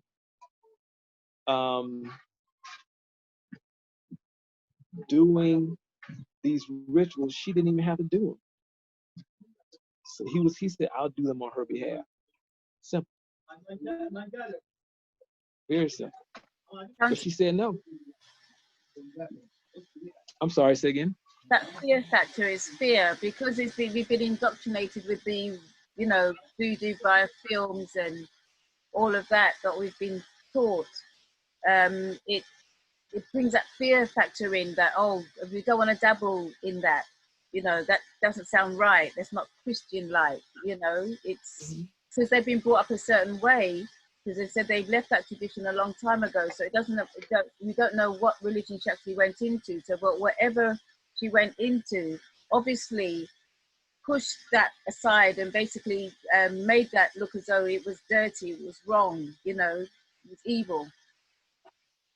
That she was so fearful to go through the generations of the ovarian cancer than to do a ritual that will stop it. Yes, I totally agree. And so the thing that baffles me is this. She will go, and she had gone out, and she had gone wherever she went, and she had taken ayahuasca to go on whatever trip she went on using ayahuasca. All of that is perfectly fine for her from a mental perspective. And it just shows like how we have been like totally brainwashed. Like we're under this spell to reject our traditions. But we'll definitely look at somebody else's stuff. Totally. And she was not and this the interesting thing is she was questioning Christianity, and she talked about that in her divination. She was questioning the validity of it, the purpose of it, like in her life and lives of her family, because she could see like her family. She would even say like her family hasn't benefited from it. She knew it, but she would not look at her own stuff. And I understand why. Like you said, we've been conditioned that our traditional stuff is bad, it's wrong, all of those things. It's very unfavorable. So yeah. But it's not. Yeah. Okay.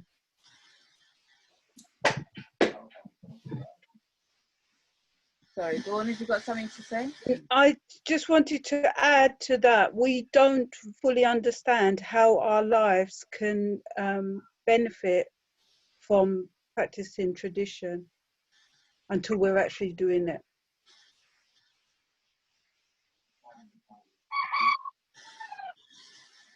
So, Chief, I also wanted to ask you about, in the West, we have something called cord cutting. Could you elaborate on that traditionally, how you go about it? What is that? Cord cutting, you know, where you have connections with past partners, we might call it luggage or baggage. How would you deal with that with tradition?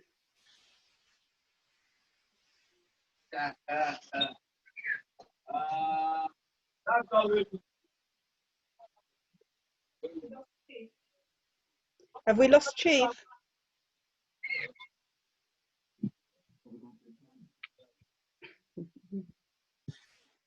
I can still see him. He's still there. We haven't. Okay. Okay. I was explaining that we have something called cord cutting in the West, whereby we sever connections with past relationships. How would you deal with that in tradition, in terms of tradition?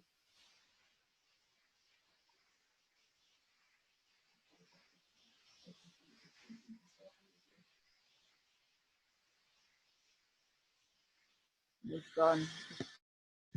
He's gone. So we'll have to see when he comes back. Okay. Maybe you can answer me this question, because the sound went. I don't know if it's my connection, but the sound went when we were talking about the difference between the altar and the shrine. Well, basically, If you unmute yourself. yeah, the shrine will give you a higher connection to the ancestors than an altar. And what is an altar? An altar is whereby you have pictures and you may put belongings and candles and do venerations to your ancestors. But a shrine, in essence, is the housing of spirits, the spirits in your bloodline. Okay, okay. And also the difference between a reading and the divination. The divination is more in depth, and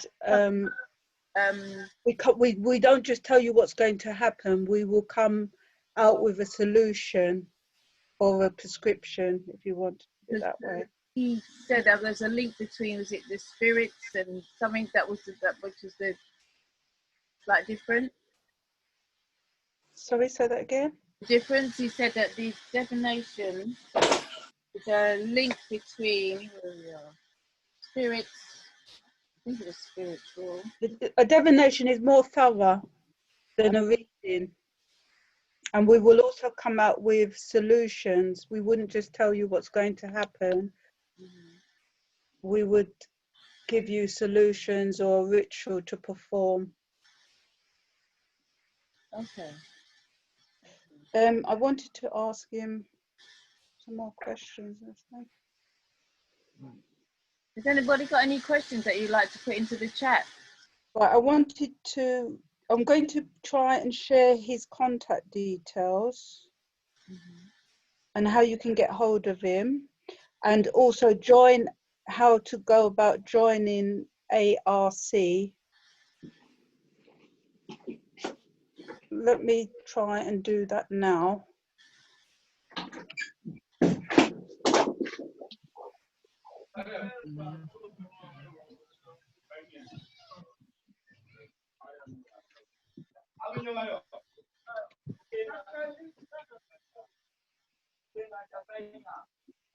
Okay, so details.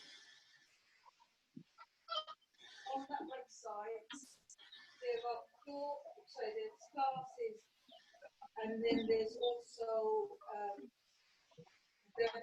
Muted on you're muted on this one. So you're not clear, you sound distant because you're muted on the camera that you're talking on. Dawn? Can you hear me now? I can hear you, but you're distant. The camera that you're talking on, the device you're talking on is muted. So I can hear you from your device, but not the device you're talking on.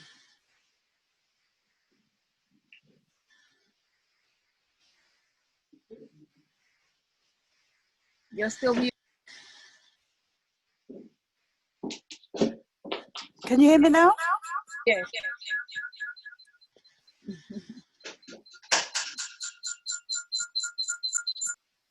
There's feedback.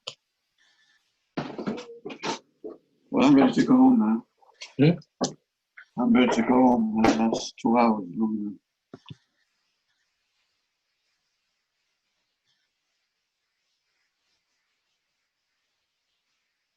Can you unmute? Latoya, are you speaking? We can't hear you. You're muted. Can you hear me now? Can hear you now. Yes. Right, how far did I tell those of us who are now interested on how to go about having a divination reading? Right, his Chief Montana's website is www.chiefmontana.com. I'll try and post it again. And if you go to that website, it shows you, there's a link for the divinations, spiritual tools, and the classes. Because he not only interprets dreams and does divinations, he will actually teach you how to do those things for yourself. Okay. And also, is it people in the chat? You can write it in the chat. So people Does he do them over the phone? Yes. Yes, he does. Is it more effective over the phone or in person? He does them over the phone, and he's just as effective. In fact, I was hoping that he would have did a bit of divining. I know, I would have wanted one as well. Just a cheeky one. Right, let me just type this into the link for you. Well, I'll tell you what. Oh, You weren't supposed to hear me. You weren't supposed to hear me. I've actually been back. I heard you talking about like giving out the website information, so I was like, okay, I'll let him do that. Cool.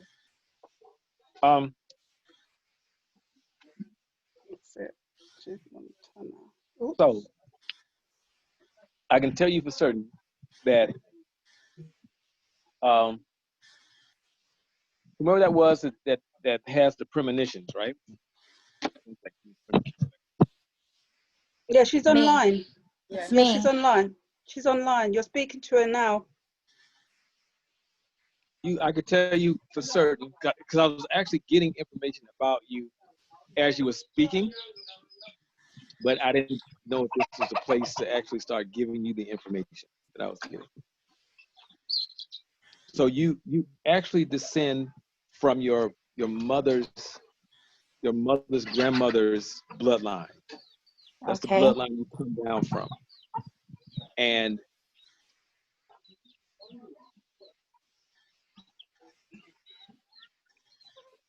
you inherited a lot of your medicine from that bloodline. There's a lot. When I say a lot of women, there's a ton of women standing in a row, like in a single file line, and they literally follow you every place you go.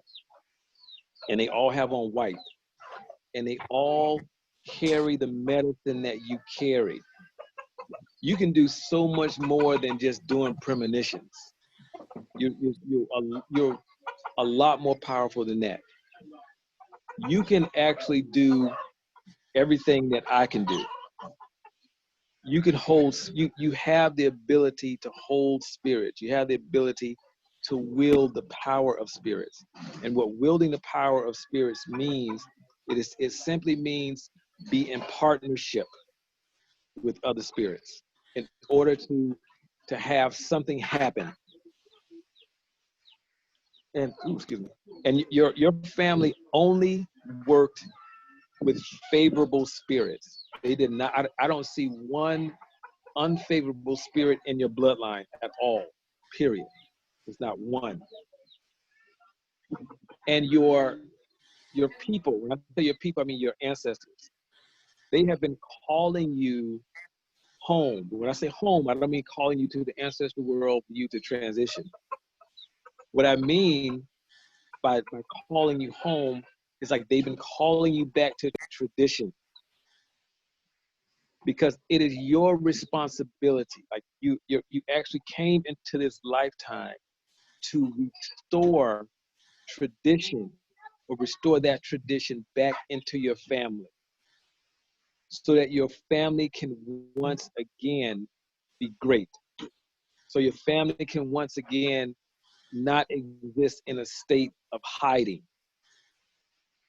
because you all hide your medicine, which is understandable.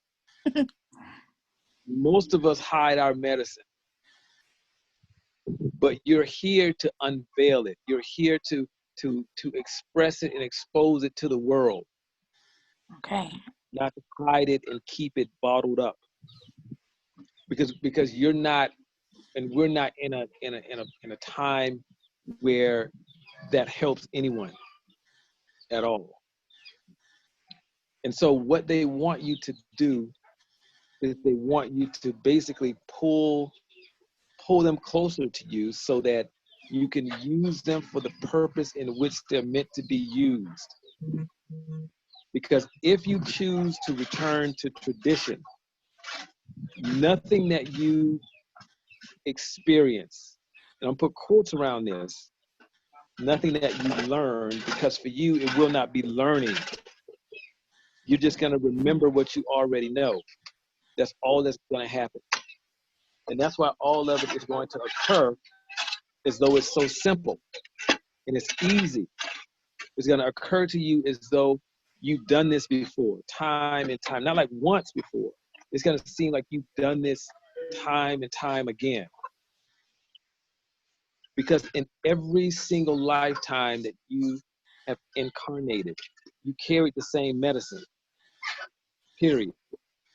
You didn't come carrying some other medicine. You carry the medicine. And that's the thing about that we have to know about ourselves. The medicine that we carry is the medicine that we have. Meaning, you carry that medicine from one lifetime to the next. And it doesn't always mean that you express that medicine in the same way that some of your more recent ancestors carried the same medicine, but they didn't express it. They didn't exercise it. They kept it hidden. For whatever reason, they kept it hidden. And so you carry, you from one generation to the next, you carry the same medicine. So none of this is new to you at all.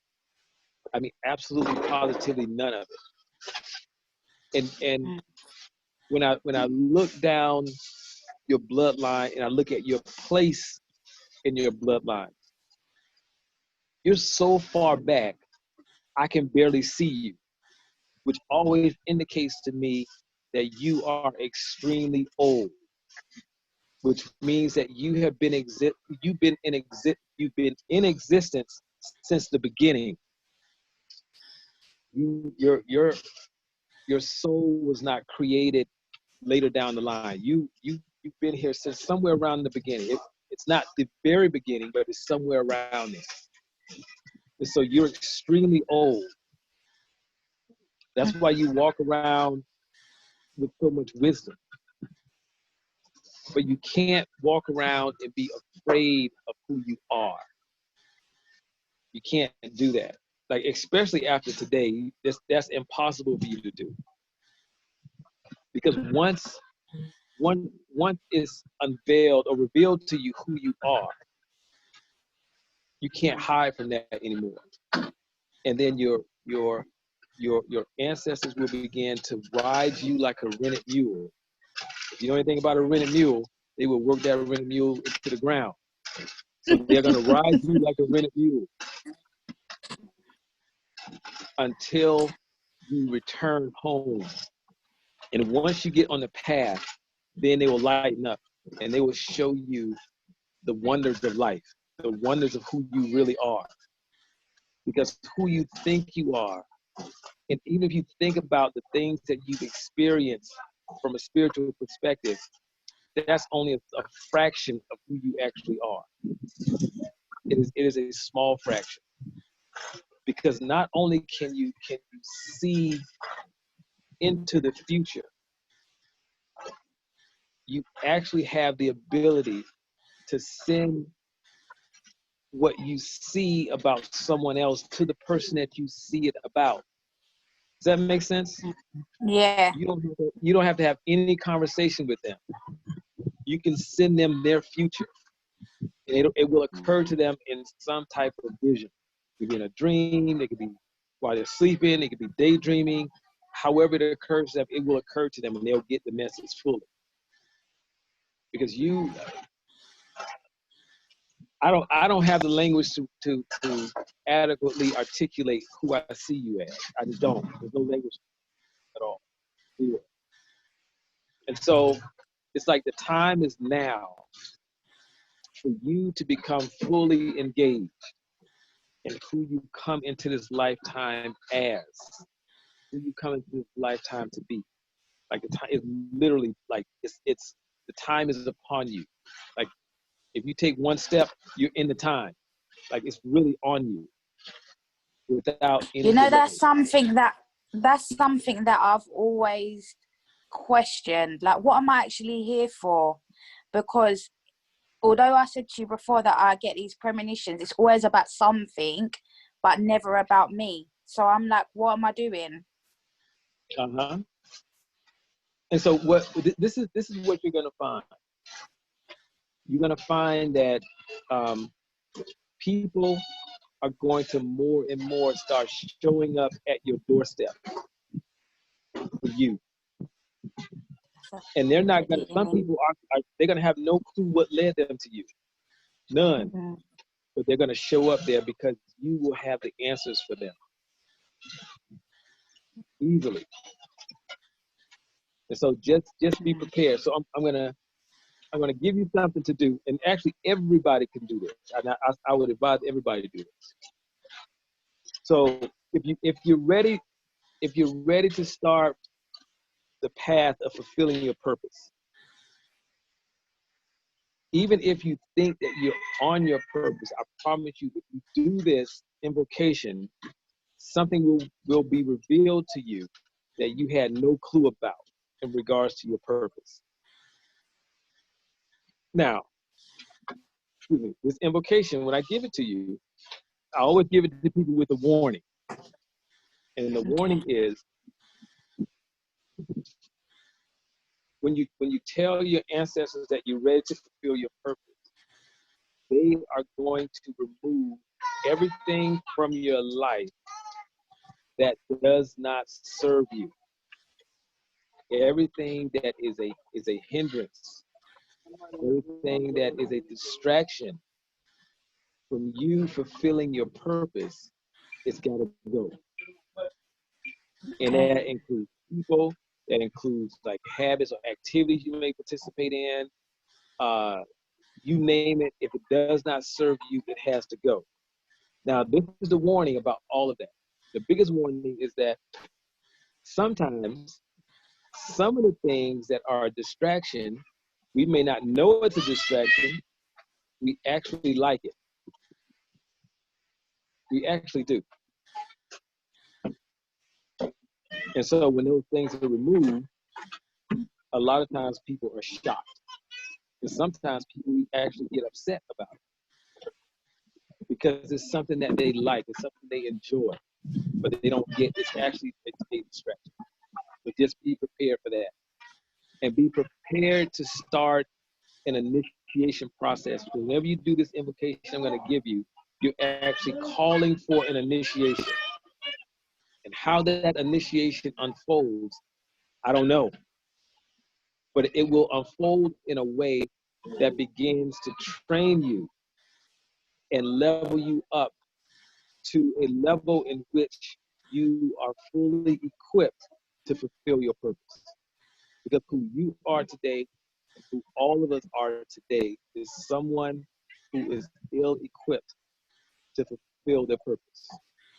Because we've been equipped to do some other stuff. Whatever we do as a career, whatever we think we are, we've been equipped to do that. And so all of that has to be dismantled, all of it. And it's the beautiful journey if you know that it is a journey. It's beautiful. But if you go down kicking and screaming, it's not going to be pleasant. It is not, because you're going to be doing things that you think are just unfair. Like, oh, life is just not fair. That's what you're going to think, and you're going to have no clue that what you're doing is actually for your benefit. And the more you say, okay, I'm going to just do this, the quicker you actually get through the process. And many people are stuck in life because they don't want to say yes to what their ancestors are telling them to do. So you get stuck and you stay in this perpetual loop, and life continues to look the same. You just can't get past this certain place because you won't listen. So here's the invocation. Go and get a bowl.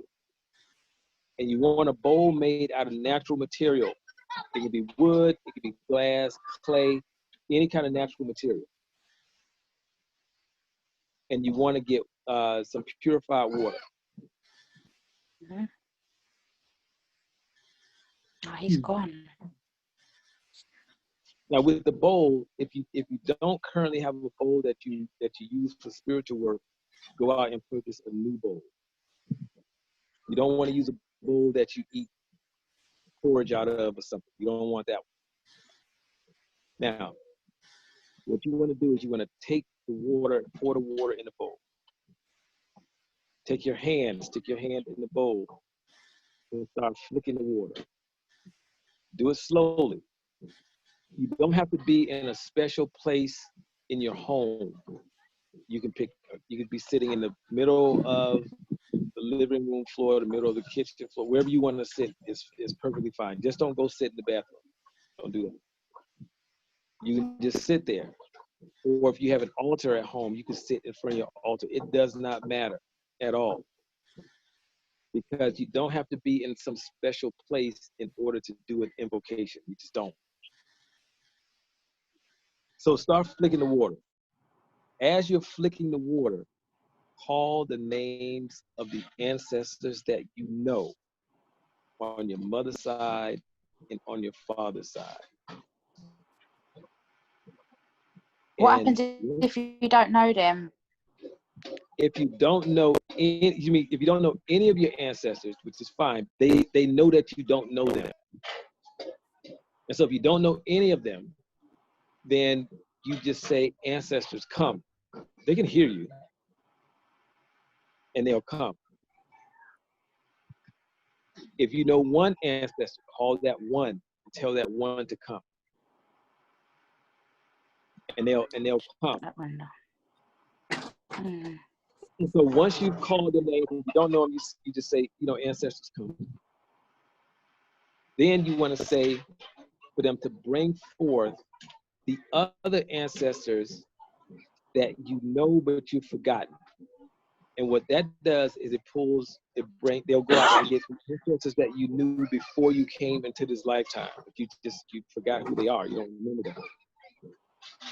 Mm-hmm. And what I'm going to say next is very important. You then want to tell them to only bring forth those ancestors who are clean. That's very, very, very important. Because there's some of our ancestors who have violated taboos. For example, suicide is a taboo. We don't know all of our ancestors who committed suicide, so don't worry about that list. Let them sort that out. And then you want to tell them to especially bring forth those ancestors on your mother's grandmother's side. Mm-hmm. Carry the medicine that you carry. The ancestors who sent you here, especially those. And then you want to say to them that you come to them to establish partnership with them. And you come to reestablish a tradition that has been lost.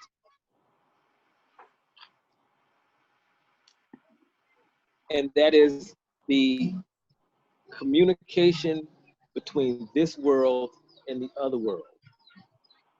Okay. Okay? Yep.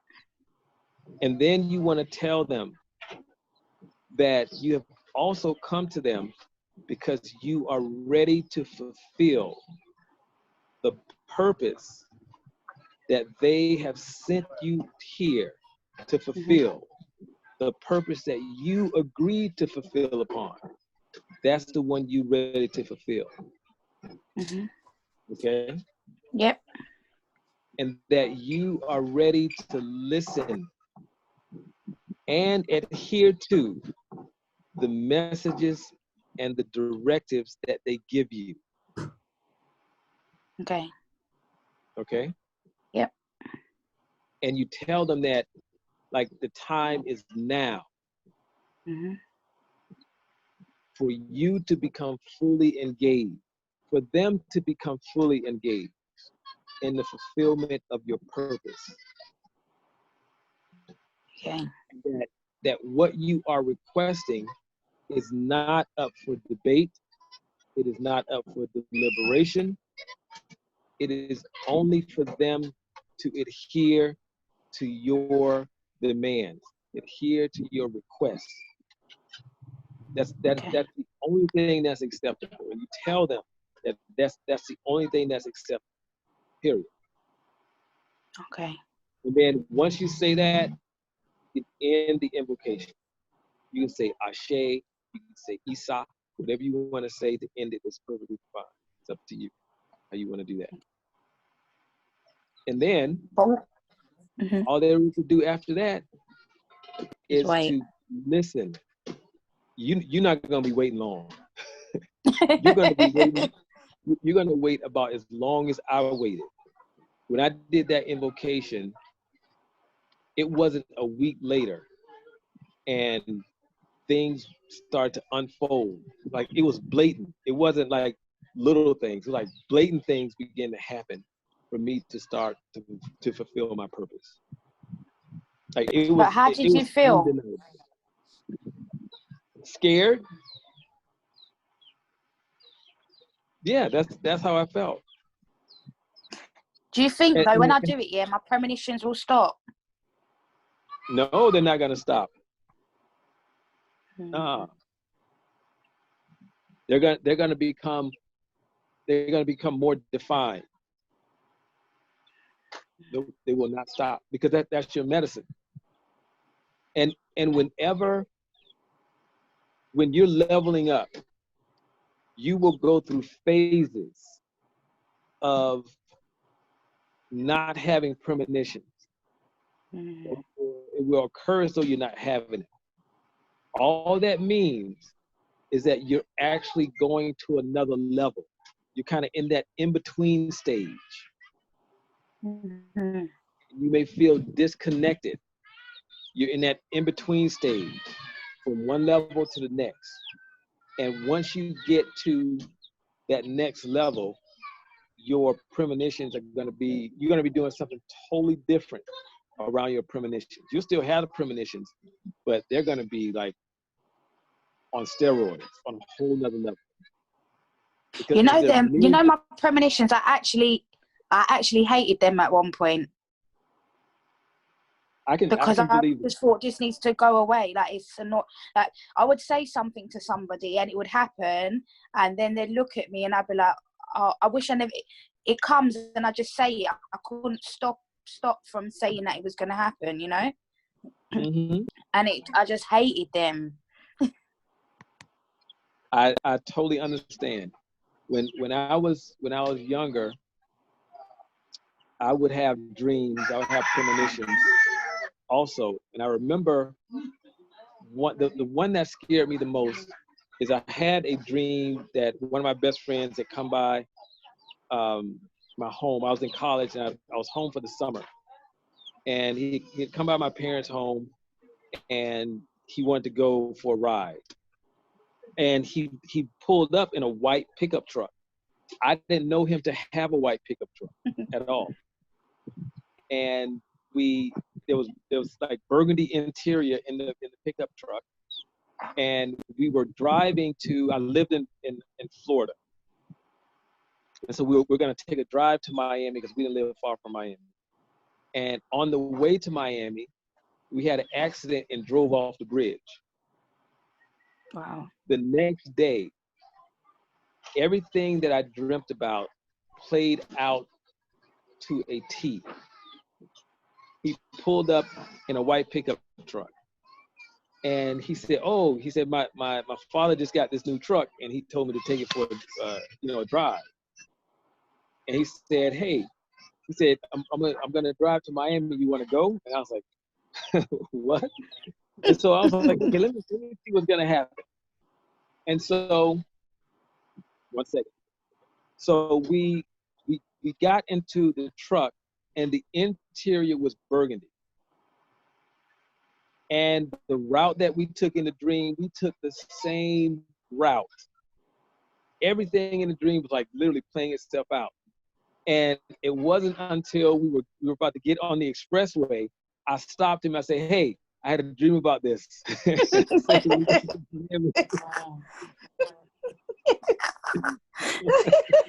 Wow. That's the worst feeling. Yeah, I said, there's a bridge. And I described the bridge to him so he knew what bridge I was talking about. I said, there's construction on that bridge. And I said, we're going to have an accident and drive off the edge of the bridge, or off the side of the bridge and crash. And then he stopped the truck. He was like, ooh. He said, why didn't you tell me this earlier? I said, no. I said, I just wanted to see if the dream was playing itself out. And I said, it played itself out to the letter. And I told him, I said, when we were about to get on the expressway, I had enough of the dream playing itself out. I said, that was enough for me. It's not a good feeling. Like, anybody that's had them would know that it's not nice, especially when it's not got a good end result. Right. Exactly. Exactly. So they will intensify, but you'll begin to have more dominion over your dreams, over your premonitions. You will be able to call a premonition when you want. Whenever you want to do it, whenever you want to say what's going to happen next week, you will be able to see what's going to happen next week. If it's something major, you can say what's going to happen with something in particular, and you'll be able to see what's going to happen. So as you level up, you will gain more dominion over your medicine, and you'll see the many different facets of just being able to have premonitions. There's so many different facets of that you'll see.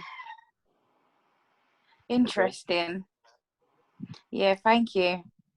You're welcome. You're very welcome. Thank you very much. I'll keep you updated. Yes, please do. Please do. And Okay. and the invocation that I gave you, you can use that invocation at any time. So when you get, after you call your ancestors, after you call them, then you state your intentions. Is what you do. And so your intentions are always things like, why did you call them? What do you want? Because they're gonna come and they're gonna be like, okay, so what do you want? And you just tell them what you want. Okay. And just do that.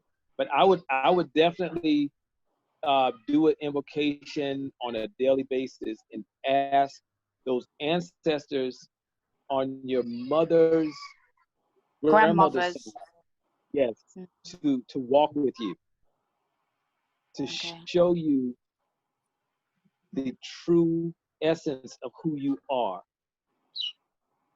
And I would actually do that on a regular basis. That's what I would do. And they'll show you. And it's not to exclude any of your other ancestors, because you can tell them all to show you.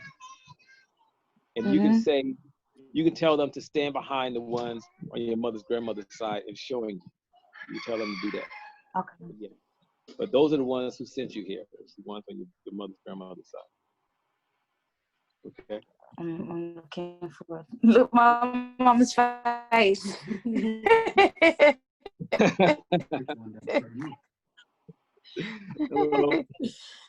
Any other quick questions? All right.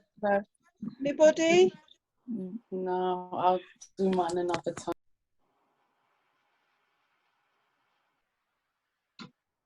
Auntie Jean?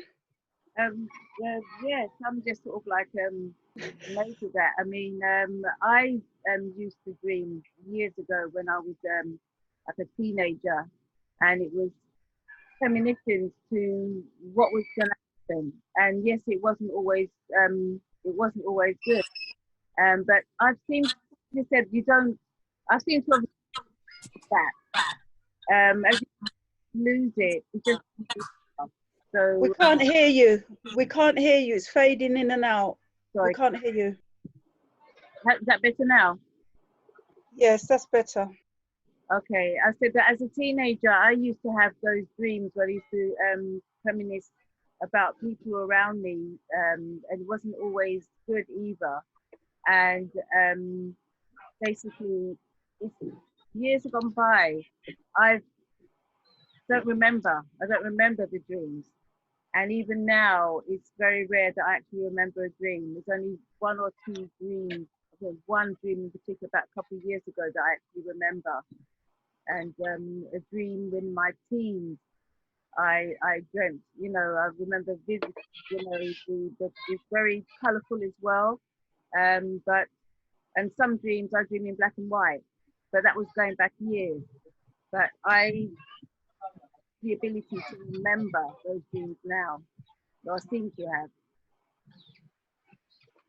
Ah, okay. So this is what happens when we're called to exercise our medicine, and we refuse to do it. It's not taken away, so it can't be taken away from you, but it will be blocked. Right. I'm gonna give you an example. Years ago, this was years ago, when my ex-wife and I, we were Christians. We were going to church, and so we went to church one Sunday, and the pastor was calling people to the altar for prayer. And so, you know, in a church, you know how that looks. Everybody, you know, most of the church will get up and they'll go to the front for prayer. And so there was this guy who who was he was in a wheelchair, he was paralyzed, and he was wheeling himself past. And this particular Sunday, I sat on the end of the pew. And so everyone was standing up, and you know, I wasn't going to the front. I never really went to the front for prayer. I just didn't do that. And so as this guy wheeled himself past, something said, look. And so I looked over at him, and I started getting all of this information about how to heal him. And it was just as clear, and the voices, it was multiple voices. They were just as clear as you and I are talking right now. Mm-hmm. And the instructions were very simple, and they were very detailed. And I said, this is all like an internal conversation. I said, I'm not going out there, put my hands on this guy, because they said for me to put one hand like on his stomach, put the other hand like around his lower back. And then I forgot what I was supposed to say. I was supposed to say something, and then he was going to be healed or something like that. And I was like, nah, that's not going to happen today. I was like, I'm not doing that at all. Because what was running through my mind was like, these people in this church are not going to think that I'm crazy if I go up to this guy and put my hands on him. And so as I stood there, it literally felt like someone was pushing me into the aisle. So much so, they were pushing me in my lower back. So much so that I had to grip the back of the pew in front of me. Like I was gripping it tight so I would not be thrusted out into the aisle. And I totally refused to do it. I said, nope, not gonna do that. It's not gonna happen today. So finally, the pressure went away. So they stopped. And to this day, I have never felt so guilty about something in my life. Because when I thought about it in hindsight, I was like, man, I could have cured this guy and had him to walk. And who knows, I don't know, when was the last time he took a step? If he ever took a step in his life, I have no clue. And so I started feeling really guilty about that. So on the next day, which is Monday, I'm driving to work, and I felt like something was watching me. Mm-hmm. And something said, look up, and I looked up in the sky, and there was a hawk that was following my car, just circling as I drove along the expressway. And then I heard a collective group of voices say, we're gonna take that away from you. And I knew exactly what they were talking about. Right. And that was my ability to heal. Right. And I sat there and I started begging, like, no. Okay, I promise that I will not ever do that again. Just give me one more chance. And they said no. And it wasn't until several years later when I started getting into tradition. I know many of you are familiar with Malidoma Somé. He had a week-long, what's it called? I forgot the actual program, but it's a week of rituals to reconnect you with ancestor, spirit, and nature. That was the purpose of it. And I had a divination from Malidoma. That's my first time ever having a traditional divination.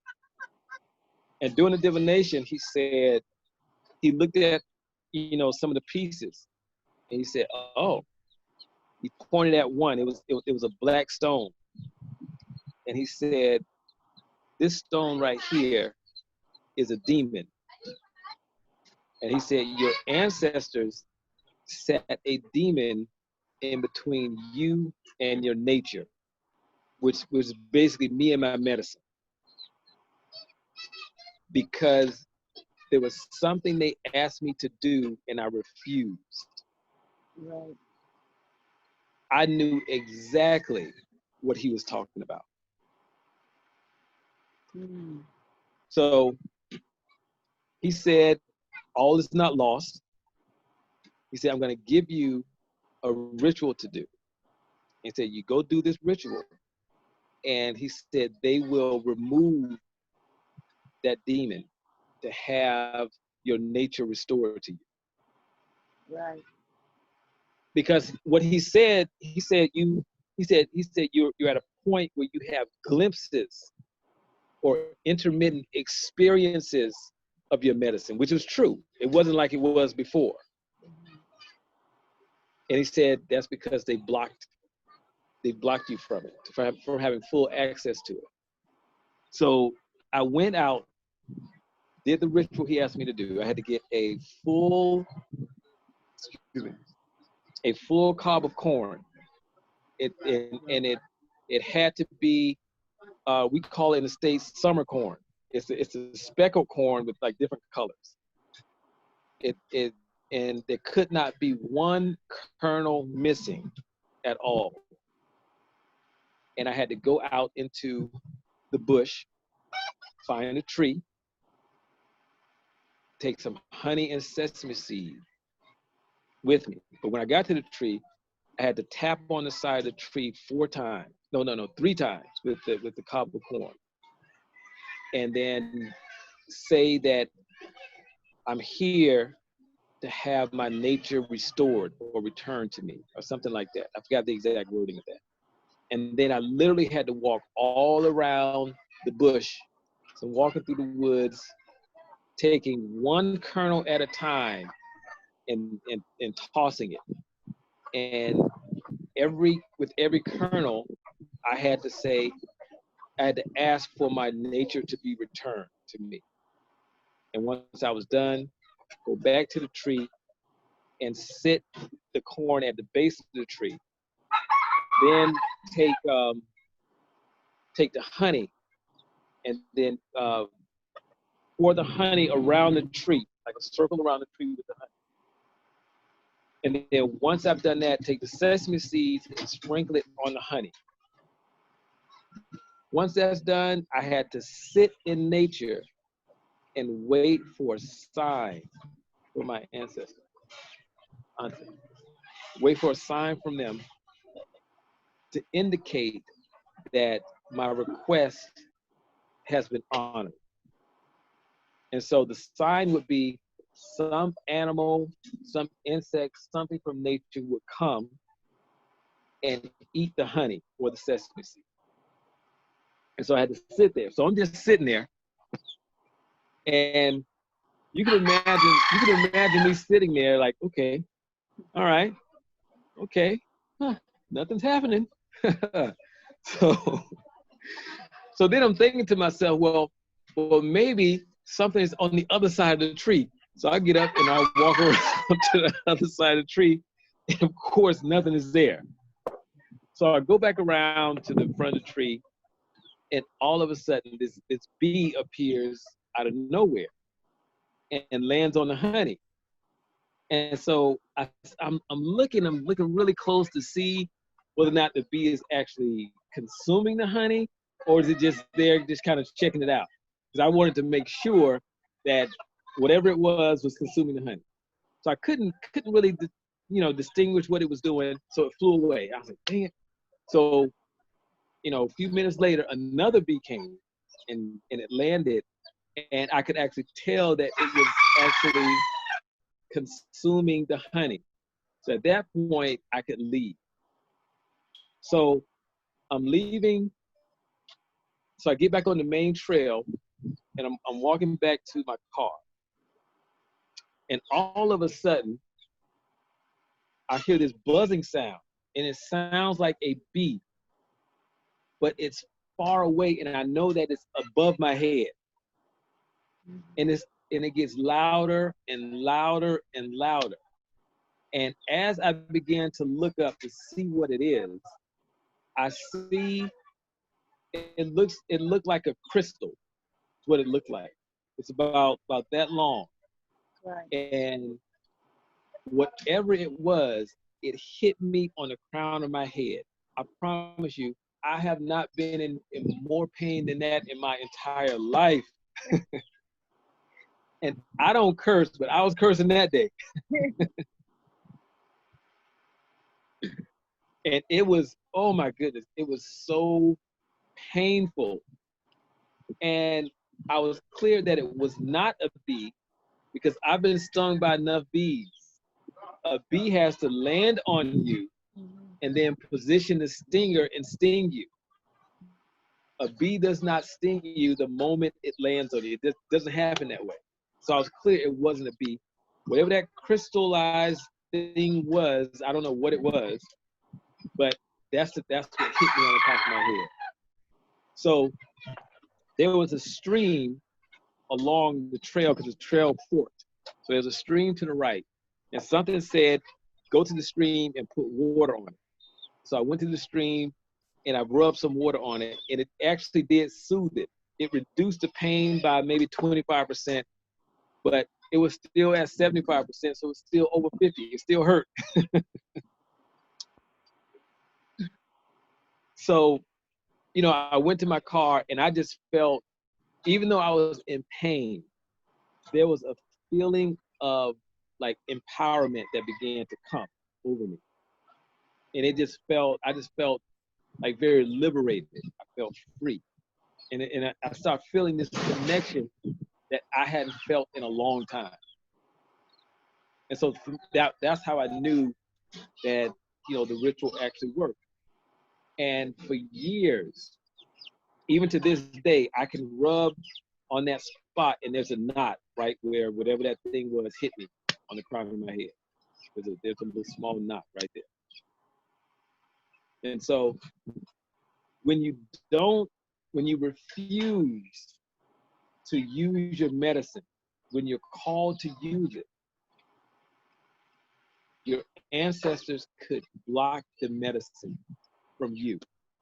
And I'll tell you, it is one, when you know that you have that medicine, it is one of the emptiest feelings you would ever want to experience, or you would ever experience. It feels empty. It feels like something is missing. It's like somebody cut off your arm. That's what it feels like, you know. Yeah. So I would advise everyone, when your ancestors are calling you to exercise your medicine, do it. And ever since that day, when I'm called to do something, I do it. I've been in an ice cream parlor, and there's this woman sitting there, and she was sitting there with her boyfriend. And when I walked in, I just started getting all this information about her. And the information I was getting was that she had breast cancer, but she didn't know it. And I got my, what did I get? I got some sorbet, got my sorbet, and I left. And something was like, go and tell her. And I was like, huh? Do what? I was like, I don't know that woman. And she doesn't know me. And so I walked all the way to my car. I opened the door and I sat there for like 2 or 3 minutes. And then I remembered what happened in that church. And I got out of my car and I walked in there and I went to the woman and I said, excuse me. I introduced myself to her boyfriend first. I didn't want no problems at all. And so I said, you know, this may sound weird. I said, but I have some information about you, for you. And so I told her that she has breast cancer. I said, but it's very small. I said, your grandmother is giving me this information. And when I said that, she started crying because her grandmother had just passed away like a month prior. Right. And so I think I described a little bit about her grandmother, so she knew like I wasn't lying. Mm-hmm. And I said, your grandmother told me to tell you this. And so you need to go and have an examination, get that checked out, because it's early enough where you don't have to have any surgery or anything like that. And after I did that, I felt phenomenal. I felt great. And so ever since then, if I get information about someone, I will tell them. I don't care if it's a complete stranger or somebody I know. Don't care. If it's somebody I like or somebody I dislike, doesn't matter. So, Chief, Yeah. can anyone join ARC, and how do they go about joining? Yes, anyone can join ARC. If you go on the website and register for a class, or you go on the website, I don't have any classes that are available right now because they all are full, and I'm in Ghana, so there's some things that I need to do, like create shrines for those classes, for some of the classes, and I'm not able to do that because I'm in Ghana. But as soon as I finish, as soon as I'm able to go home and do that, then I'll open up the classes. But you just go to the website. I would advise go to the website. If there's available class, join the class. If not, get on the mailing list so you will know when classes are available. It doesn't cost you anything to join ARC. You become a part of ARC just by coming to the free workshops, really. And I have free workshops once a month, and I talk about various things in regards to tradition and how it impacts us in the diaspora. For example, at the end of the month, I have a workshop coming up. I think it's going to be the last Saturday of July, if I'm not mistaken. But I'm going to talk about why we aren't married. Why don't we get married and stay married at high rates in the diaspora? And the reason why we don't is very simple. So I'm going to talk about that. That's going to be the topic at the end of the month. I've just been asked, when are you coming to the UK? You are scheduled to come shortly, as soon as the lockdown is lifted. Yes, as soon as the lockdown is lifted, I will be there. Definitely. I will certainly be there. Because it's certainly time for us to just really be all that we come into this lifetime to be. Because we can't keep running around saying that we are the mothers and fathers of humanity, we are kings and queens, we are gods and goddesses, if we are not expressing that, if we're not living that. And you can't say that you are God or goddess if you cannot wield the forces of nature. You can't say that. Well, you can say it, but it's invalid. If you don't have power to, for example, turn water to wine, my eldest, they can literally turn water to wine. They'll tell you, pour some water in a calabash. They'll speak over the calabash. They'll say, drink. You drink it is wine. They'll say something else over the calabash. They say, drink. You drink it is water. They literally turn water into wine because they have the ability to manipulate and to control the forces of nature. But it's all in partnership with nature. So if you can't do that, you can't legitimately call yourself a god or god. I get why we do it. I do. But as a people collectively, we need to stop creating cliches. No, don't stop creating. Stop creating them and not being the cliche. Because we are the kings and queens of cliches. We are. We'll say black girl magic till we blue in the face. But nobody has been able to show me black girl magic. I've asked them, show me black girl magic. Nobody can show it to me. But if you come here, I have one of my elders show you what black girl magic looks like. But being able to accomplish some business feat is not black girl magic. That's just accomplishing some business feat. That's all it is. It's not magic. There's no magic in there. In fact, Yeah. I was going to say, I recall a time you actually saying that this is no longer a time of magic, but miracles. This is a time for miracles. Correct. It is like, so we're entering. No. We're actually in the beginning phases of the time of miracles. And so we left the time of magic. And really magic is illusion. That's what magic is. But miracles are reality. Miracles have things happen, have things move. And we are a people of miracles. Europeans are a people of magic. It's illusions, deceptions. Nah. It's lies. It's all of that. So yeah, we're actually in a stage of miracles, which is a great place to be. Okay, any more questions for anybody, comments? Yeah, there was a question, what does it mean if you dream about someone you don't know?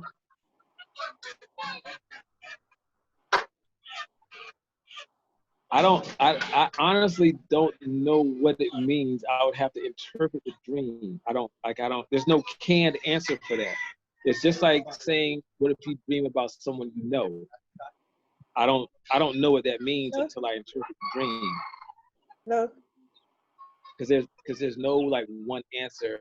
And I know that like from a Western perspective, we like things to be static. This is what this means. This is what the other thing means. That's what we like because we've been trained to view things and to have things be static. We're not big fans of things that are dynamic, meaning things that are constantly changing. We're not fans of that. We haven't been trained that way. But within tradition, everything about our traditional system is dynamic. They're very malleable. They have to be malleable. Because the same way that we did rituals 1,000 years ago to get a certain result, because of modernity, we don't do them the same way, but they're very similar.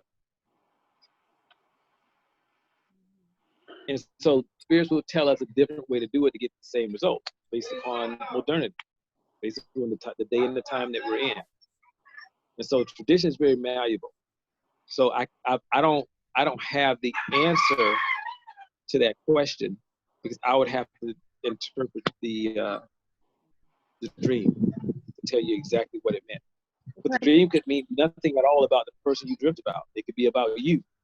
The person could whether or not it was a recurring dream, or the same that they've actually dreamt.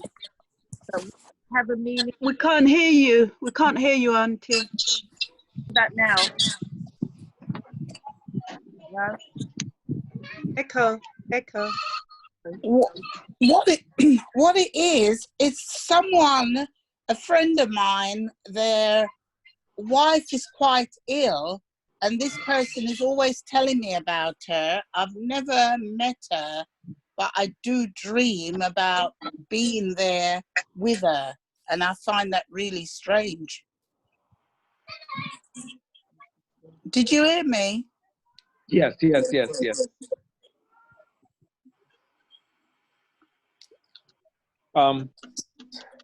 But it's a reoccurring dream that I'm always being there at the house with this person.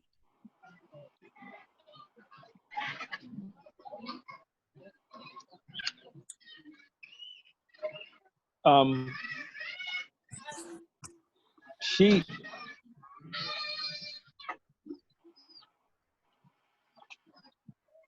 needs to start listening,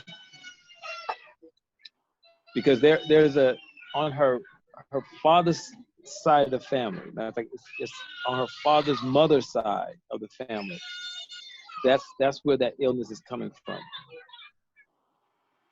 So whatever her illness is coming from there, and they need to, or she needs to acknowledge that side of the family. Man, there's a lot of sadness. I mean, a lot of sadness, especially coming on that side. on her father's side. There's sadness. There's a lot of pain on that side.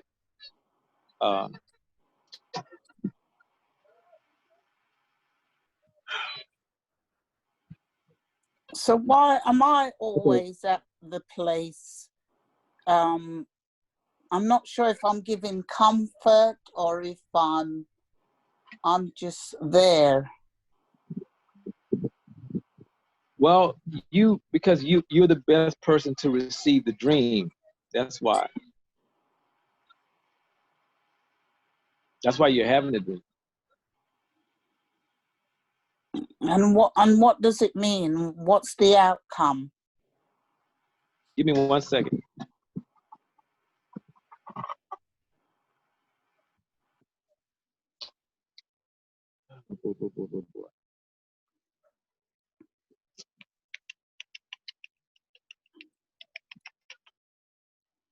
All right, you have something to write with? Yeah.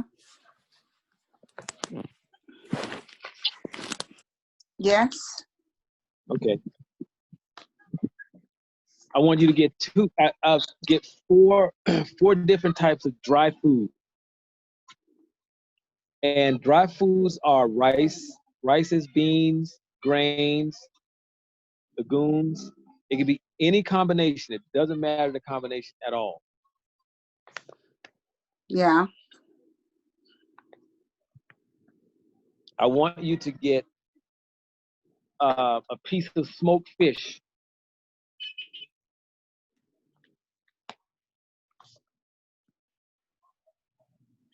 Yeah. I want you to get, are you familiar with Johnny cakes? Yes. I want you to get 4 Johnny cakes. Right. Is her illness like ravaging her body? That's her body looks like it's in pain or something. Yeah. Is her body? Yeah.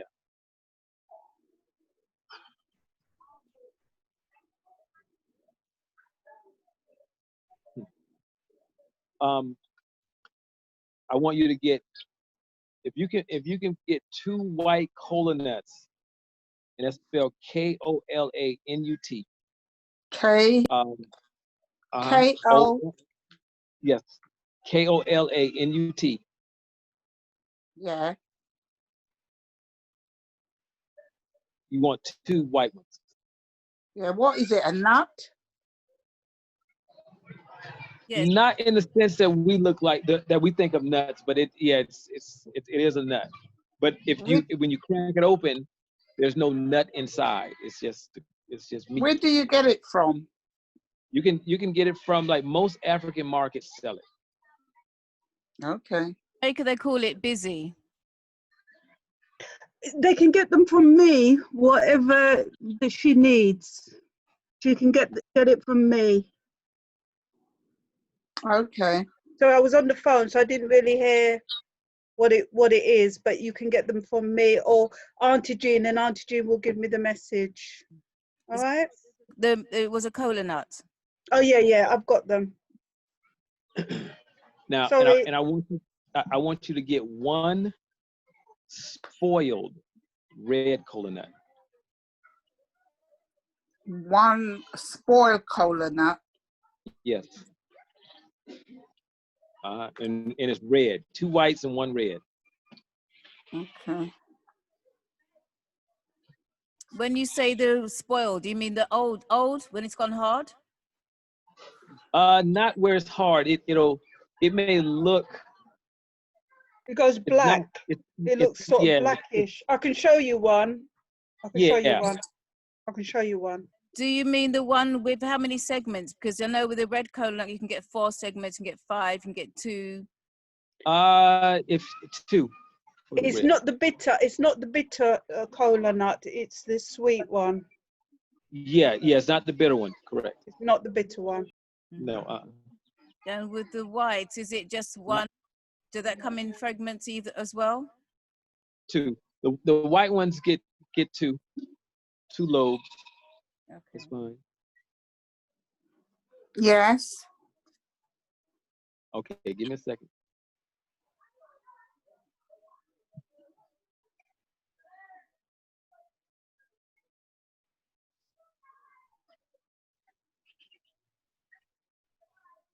You want to add, you want to get an old bone. What type of bone? Any kind of bone, as long as it's old. Like if you see a bone on the side of the road, or someplace like that, that's fine. Where I generally get my bones from, I'll go to some type of barbecue restaurant or like a chicken restaurant, because people will tend to eat in the car. I guess they're just starving, or they just want to, I don't know why, but and then they'll throw it. They would throw the bones in the grass or on the side someplace. What about if it's the bone that I've used? How old is it? Old? Well, I'll leave it for a few days. Nah, this bone needs to be like sitting out someplace, and you just kind of find it and pick it. Abandoned, like abandoned. Yeah. Okay.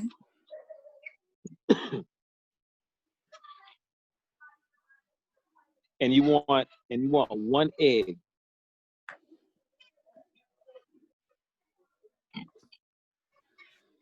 Yeah. Preferably an egg that is fresh from the farm. That's preferred. Right. Like a fertilized egg is perfect. And I understand because of COVID, we're restricted. So if you cannot find a fertilized egg, an organic egg is fine. Okay. Okay. Let me see.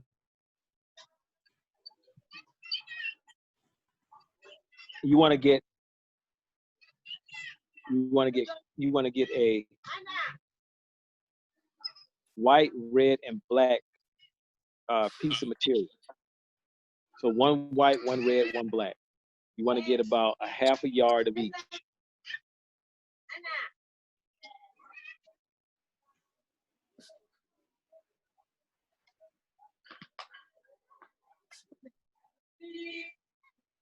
Now this is what you do.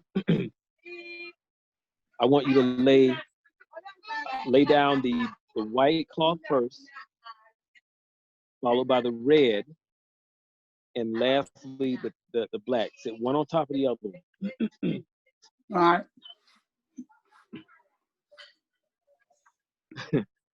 And then I want you to take your dry foods, a minimum of 1 cup of each, and pour it into the middle of the cloth, of the black cloth.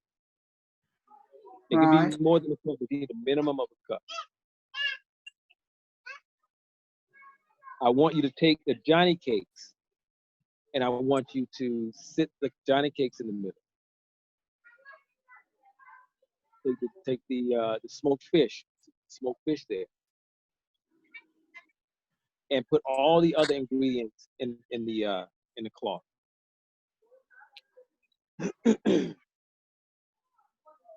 Then I want you to tie it. Okay.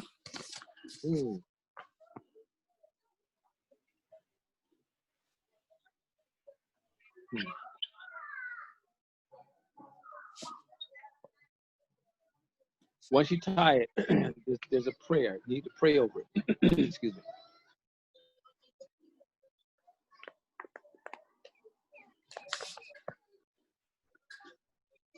And yeah. you need to pray. You're gonna pray for your friend's wife. Mm-hmm.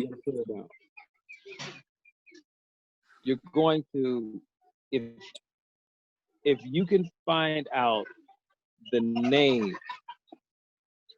of her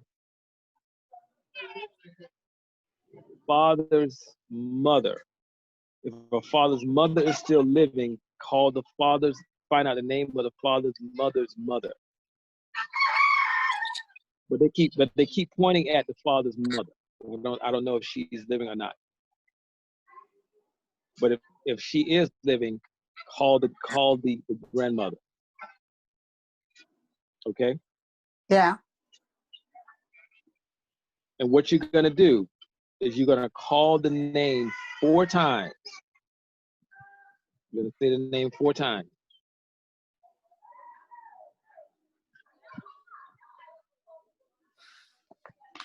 And you're gonna say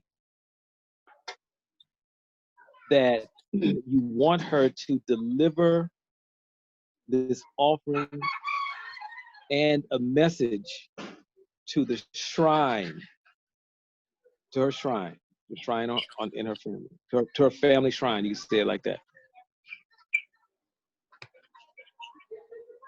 And then you want to pray for like the healing of her body. You want to pray about that. Yeah. And you want to pray that they encapsulate her and like extract her illness, whatever that illness is, extract it, pull it away.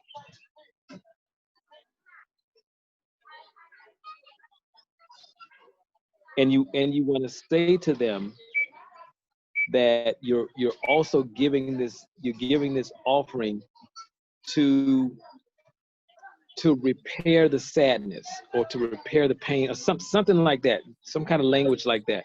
You can put it all in your own words, because in the pain and the sadness that's being repaired is the pain and that sadness and whatever that trauma is in the bloodline, because that is the thing that is making her sick. You want that to be eradicated. You want that to be no more. Mm.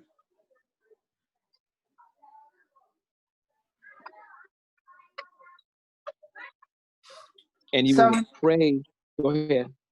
So in other words, the dream is telling me that I need to go there and help her. Yeah, and this not, you don't have to go there and help her. This is how you help her. Either she can do this or you can do it on her behalf. Either one is fine. Right. But is that what the dream is telling me? Yes, the dream is telling you that this is what you need to do, that you need to help her. Yes. Okay. Okay. And this is why I say, like, when you have a dream, it needs to be interpreted, because the dream didn't tell you that to do this yar. And so you don't know what to do. But when you get it interpreted, you can go beneath the dream and see exactly what needs to be done and what the dream is about. Okay. So, and you need to pray for her family to be healed.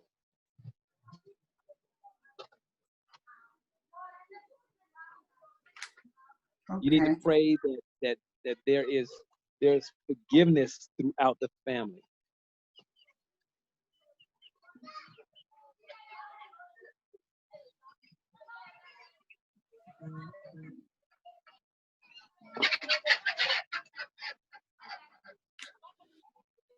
And then you want to talk a little bit more about her healing and about her recovery.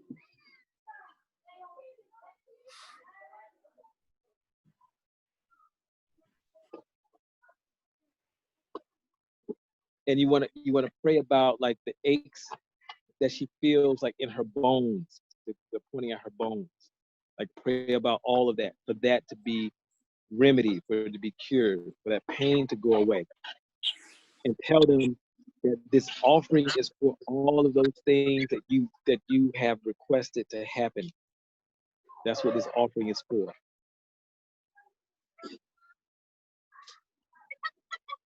Okay. Okay. And this needs to be done on like a Tuesday. Now. On a Tuesday. Yeah. Okay. Yep. So now, once you're done, What you're going to do is you're going to take it. Give me a second. You're going to take it to a crossroads, to an intersection. And you will sit the bundle in the middle of the intersection. And once you sit it there, walk away. That's it.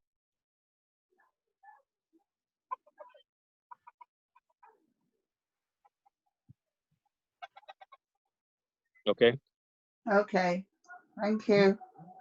All right, you're welcome.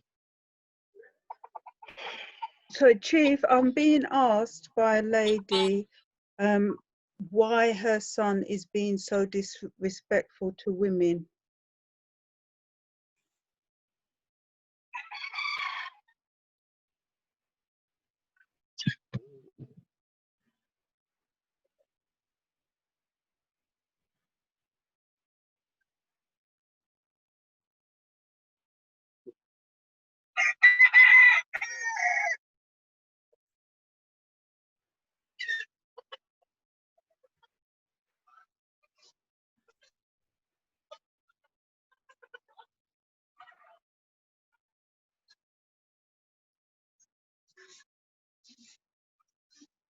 Well, I'm gonna say the obvious first. I'm gonna give it more context. He's angry.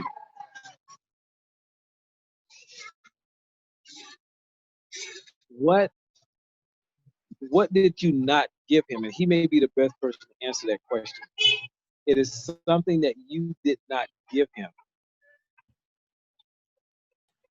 And it's not only something that he didn't receive from you, but his father didn't receive from his mother.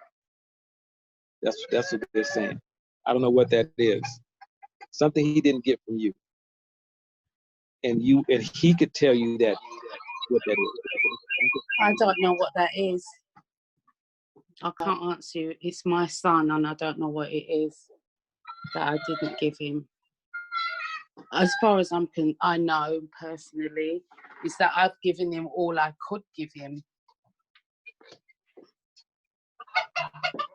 Hello? Yeah, I've given him as much as I could give him. Answer that. Because it's not just with him. They pointed at his father also. It's something that's missing from the women in their lives, which impacts them. That's what they're saying. I don't know. They pointed at his father too. I don't know what that is. Well, he doesn't have a really good relationship with his dad because I think he's got the feeling of being abandoned by him.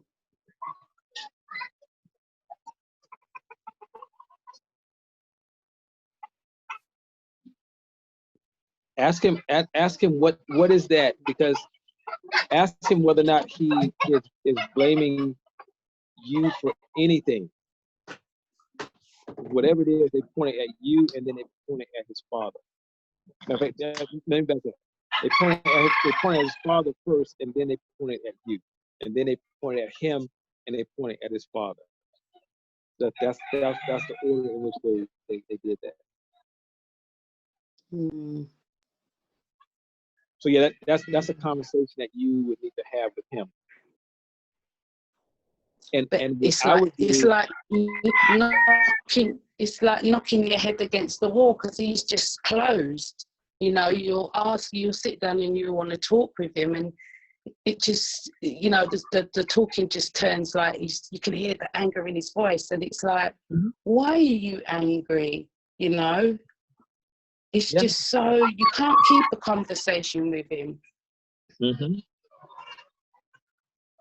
So you just can't. So do this. This is what I would do. The invocation that I gave earlier with the bowl in the water.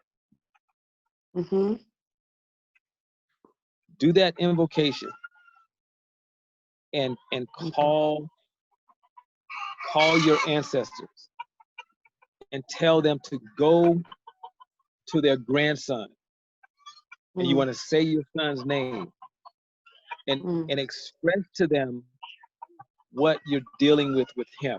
Like, he's angry. You can't have a conversation with him. He's mistreating women. Explain all of that to them. And then you want to tell them to soften his heart and to ease his mind. I don't know why all these chickens just came over here and now everybody wants to crow and do all this other stuff. It's incredible. So, and you want to tell them to soften his heart and to give you the language to speak or the words to say, so that you are speaking to him in a language that he can understand.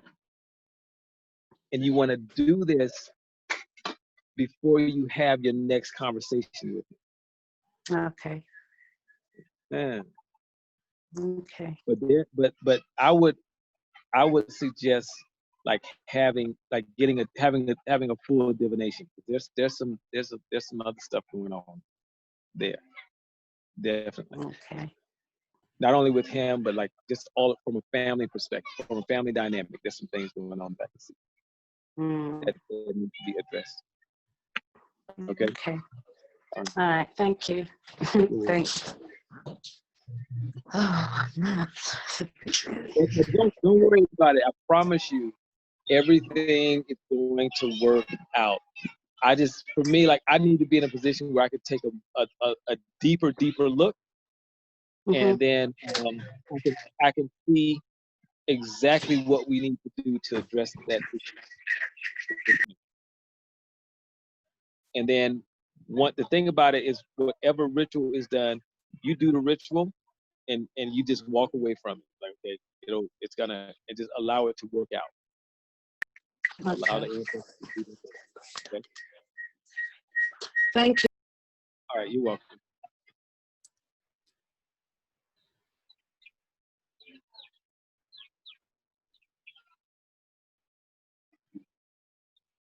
I see Dawn is on the phone. She's probably got some more questions coming through. So just up thinking. You said quite a bit, Chief. Yeah, I wanted to go back to a question I asked you earlier about cords, because in the West we have something where we cut cords, where you sever the relationships, previous relationships, because it impacts on you now. So can you tell me, in terms of tradition, how you would address those? Oh yeah, absolutely. So the way that it's addressed traditionally is like this. Typically, you would cut that cord from a traditional perspective. That cord is cut when the spouse,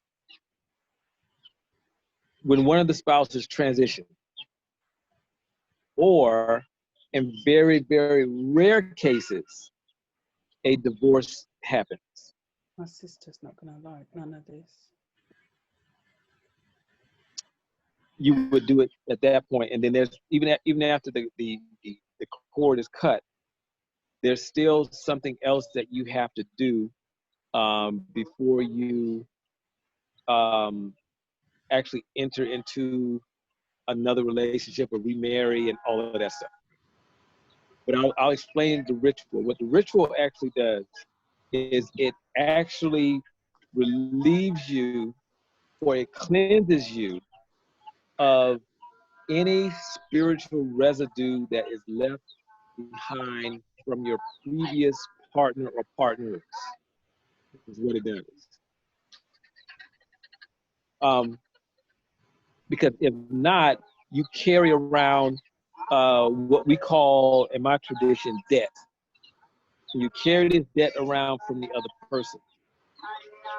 And not only do you carry that person's debt, but you carry the debt of the people that your ex-partner has accumulated debt from. That is why at times there's a situation that will arise, and there is a couple at a function, and the ex of one of the couples walks into the room, and there's a lot of tension, and sometimes a fight will actually break out. That is because of the debt. That is because of the spiritual energy that is still. We can't hear you, Chief. In both The people. sound's gone. I'm sorry, say it again. Your sound has gone, Chief. Okay, one second. All right, is that better? Yeah. No, it's still faint. 1 second. Okay. Okay, can you hear me now? Is that better? No, the sound's gone. All right. What about now? You No. Okay, is that better? It's much better. Okay. So what happens is that many times, if a couple is at some event and then the ex walks in, there's like instant tension. There shouldn't be any tension. And sometimes an argument or fight will break out. That is because of debt. That is because the spiritual tie still exists, and it's actually a three-way tie. So you're tied three ways. And for instance, if it's a male and the woman's ex walks in the room, he's actually tied to the ex, as the ex is tied to her, as she is tied to him. And so the ritual needs to cut that tie, needs to sever it, so you can be free. That is why many times when you're in a relationship, and I'll use this happens with men also, but I'm gonna use women as an example. That's why, like, you can be in a relationship, and the moment you get into another relationship, your exes start calling, just out the blue. Or there are times when, like, so as a woman, you may be ovulating and you just get a call from, an ex or two. That's because you're actually still tied to them, and they're still tied to you. So they know exactly what's happening in your life. And if they were in tune with what was happening, they could monitor your entire life, and you could monitor theirs, because you're tied together. And even when you break up, when you get out of a relationship, you'll just get calls from exes.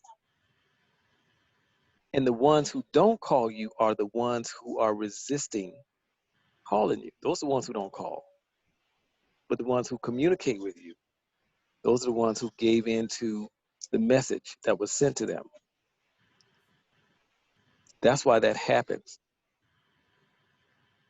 And we have to begin to understand the spiritual implications that occur when we have,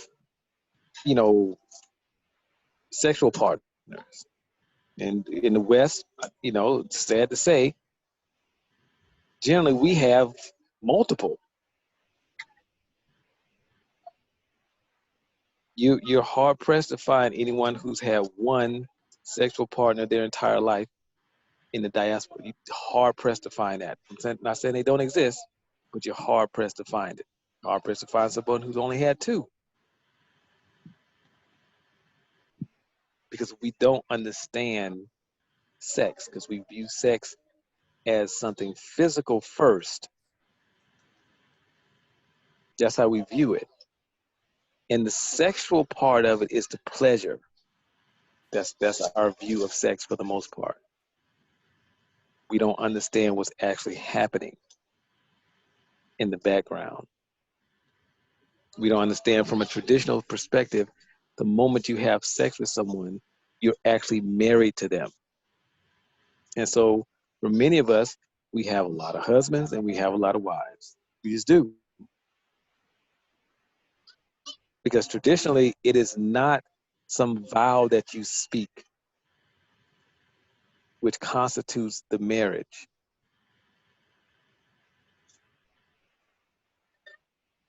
What brings you together as a union is the sexual act, not I do, not that one. That's why within tradition, you don't have these vows that you speak to one another. You don't.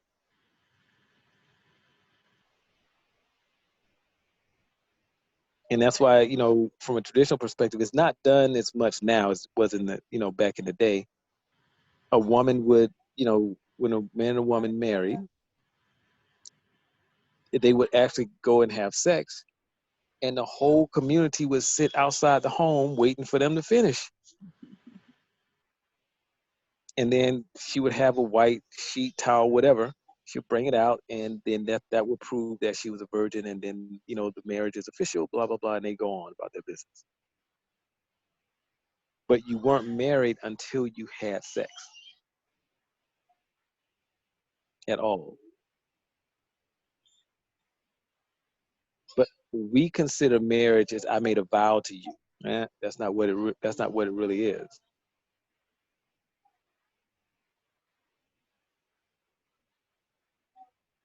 So it is very important that we begin to clean that up, because you can't be made into a virgin again. That's just not possible.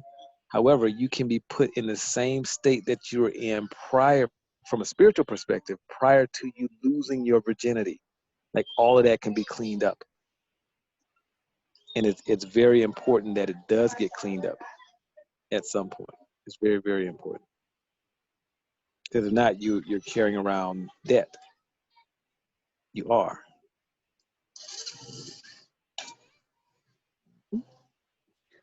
Chief, what if you were married and they left you as a widow and you don't remove the debt before getting into another relationship? What could happen then?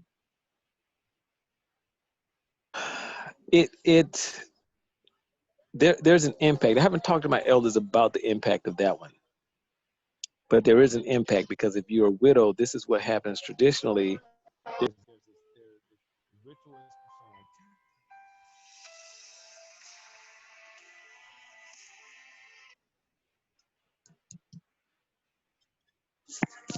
Okay, hello? Hello? Yeah, I can hear you. Okay, good. So, yeah.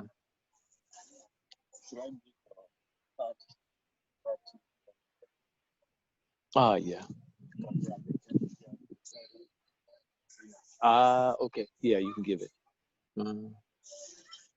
Okay, sorry about that. So, so what happens when you are widowed, this is what happens traditionally. There's specific rituals that are performed for you. And then when you decide to remarry, you're supposed to spend time with a woman who's already gone through the process. She's widowed also. Or if there's a man, you're gonna spend time with a man. But we're speaking about a woman. You spend time with that woman, and there's certain things that she will tell you. I don't know what all those things are. And then when you remarry and you get ready to consummate your marriage, she comes to the home with you, and she sits outside of your bedroom door waiting for you to get done. And when you get done, you come out, and then she does whatever she does. I don't know the entire process. I've never seen it. I've never really talked in detail to my elders about it. There's something that happens, and then the marriage is official. But yes, there's definitely things that need to be done, and there's an impact. But I don't at this time, I do not know what the impact is. But I know there is an impact, and I know that there's debt that you carry from the husband or wife that has transitioned, and you need to cleanse all of that. Definitely.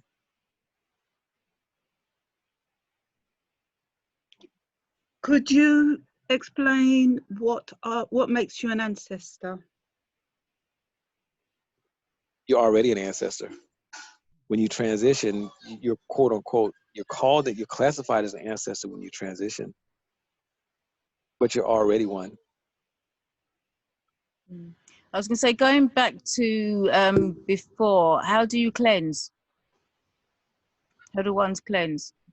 There's a cleansing ritual that's done. There's a specific spirit. So from a traditional perspective, there's spirits that specialize in a host of different arenas. Like your cleansing spirit, you may not use that spirit to heal you from cancer or something. So there's a specific spirit, and there are specific herbs that you bathe in to cleanse you. And there's a specific spirit that actually goes out and cleanses your soul. Yeah, that's what it does. It cleanses you spiritually. Okay. Yeah. Thank you. Okay, you're welcome. Could I ask you about ancestral money, earning ancestral money? Yes, this is the thing about, and this is the thing. Excellent question. That's something that, like, if you within our traditions, that's something that's not even heard of. We don't, like, my elders have no clue. I've never met an elder that knew what ancestral money was. And so this is the thing about that, because I've had conversations with my elders about, money and doing rituals around, you wanting money or something like that, right?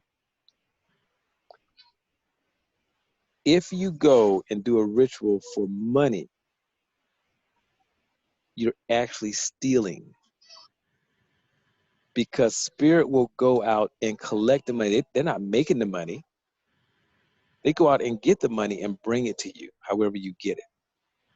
That's why sometimes men experience this, women experience it. You know that you put, you may have $30 in your purse, or a guy may have some money in his wallet. You know you put it there, or in your pocket, wherever. And you go and you get home, or you go to the store, wherever, and you look, it's like, wait, I just put money in my pocket. I just put it in my purse. It's vanished, never to be seen again. That's because somebody burned some ancestral money or did some ritual for money, and spirit went and took the money from somebody, collected it to give it to the person. That's what happens. And my elders don't do that, because they said that's stealing. They said they go get the money from somewhere, and they go get it from other people. So they don't do that. Now, what we do is we take a look at what is it that will yield me the money that I need, or the money that I want. And then you do a ritual around that thing.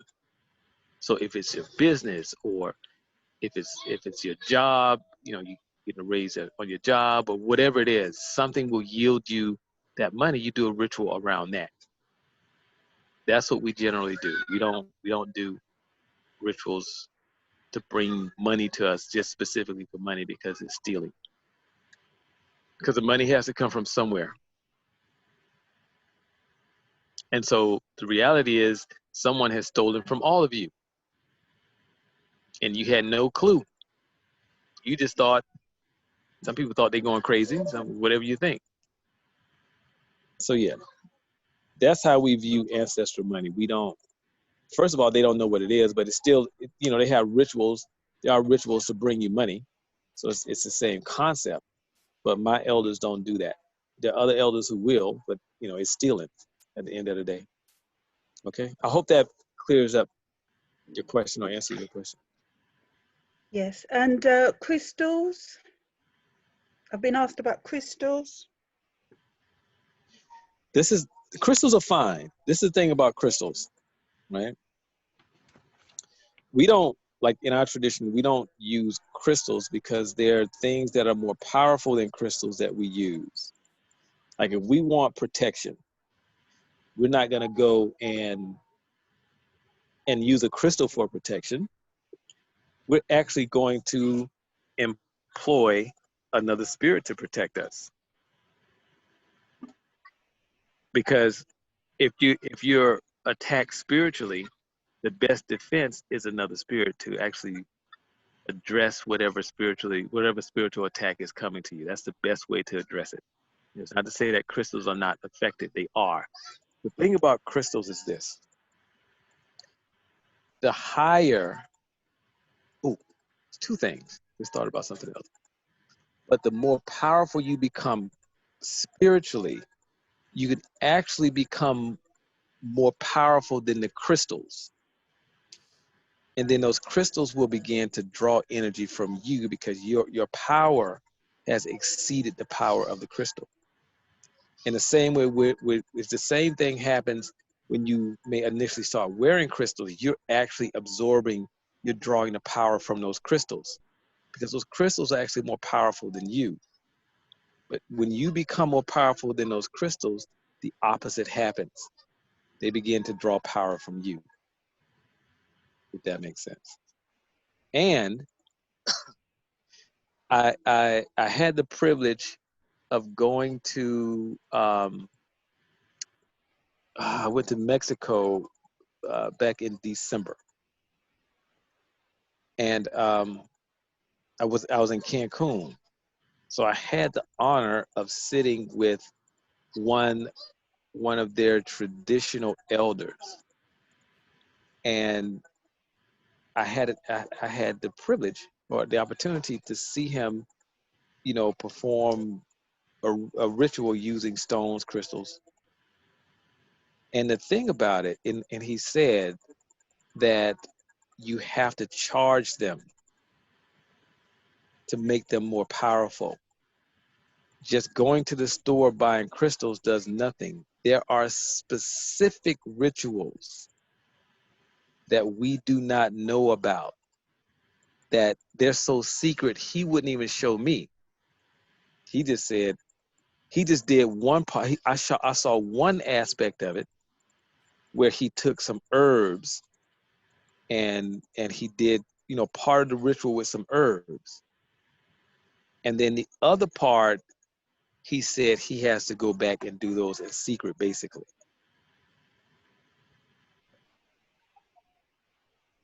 So even if we call ourselves charging rituals, I promise you, we don't know those secrets. That part we don't know because they are secrets. He will not tell you. And it's just like the elders here. There's so many things that we can do. There's so much knowledge out there. We only get, like, ancestral knowledge is not even 10% of the whole spiritual system. It's just a small portion. And so crystals are fine. You need to know how to use the crystals. You need to know how to charge those crystals. You need to know how to do those rituals over those crystals to maximize the power of the crystals. If you just go to the store and buy crystals, or if you do some, I don't know, read on the internet some ritual somebody did to charge the crystals, I promise you, you're not maximizing the power of the crystal because you don't know those rituals, those secret rituals, the ones that you have to go through some initiation in order to get. And then it is a taboo for you to tell anyone those rituals. It's like the things that I know about how to bring someone back to life. I can describe it to you, but I cannot tell you how I do it. Because one of the things that we don't understand about ritual, that elders understand, the more people who know about the ritual, the more people who know about the ritual, it increases the probability of it being abused and misused.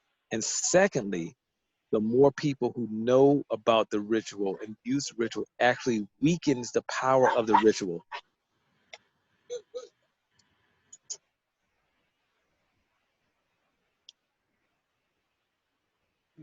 That's why, like, all these rituals people get offline and all that stuff, those rituals are not working at their full capacity because everybody knows them. And any elder will tell you, yeah, that weakens the power of the ritual.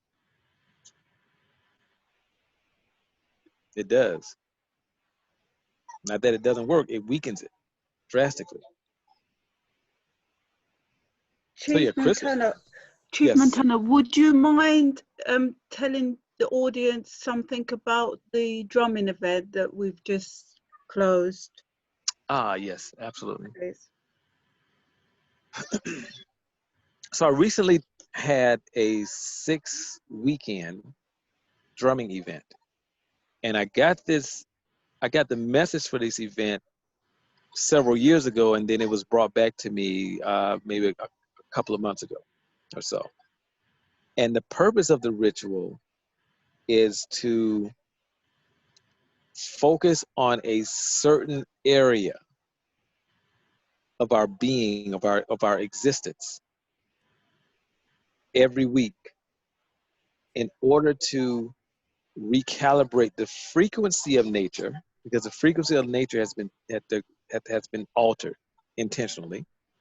So it's to recalibrate the frequency of nature and to align us with our natural connection or natural alignment with nature, which in essence actually increases our power. When we're in alignment with nature, we're pretty much unstoppable. And so the event was, like I said, was over 6 weekends of Friday, Saturday, and Sunday. So the first weekend, we concentrated on awakening the warrior class.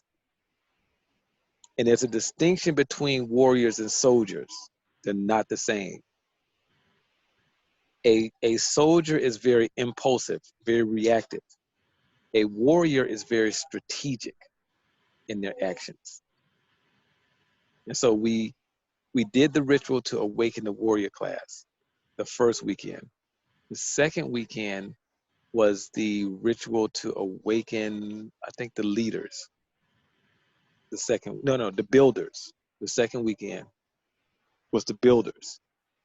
And the builders are the cornerstone of any nation or any society, because those are architects, our scientists are the builders, our philosophers, our great thinkers, all of those are builders. And so it's to awaken them. And in awakening them, you also awaken or bring forth those old ancestors who created those great empires, who held that ancient knowledge, the knowledge that built the pyramids, like that type of knowledge. So you align them with the builders. All those great ancient philosophers, you align them with those builders. And so it takes their medicine to a whole nother level. And the third weekend was awakening all the leaders. And I'm not talking about like the presidents and heads of states and all of them, but it could include them. But I'm speaking about all of us. I'm speaking about all of us who came into this lifetime to make a difference, that came into this lifetime to lead people somewhere, to awaken them. Those are the people who I was primarily focusing on, those leaders. And the fourth weekend, we concentrated on the healers, the spiritual healers, the diviners, the priests, the priestesses, to awaken them.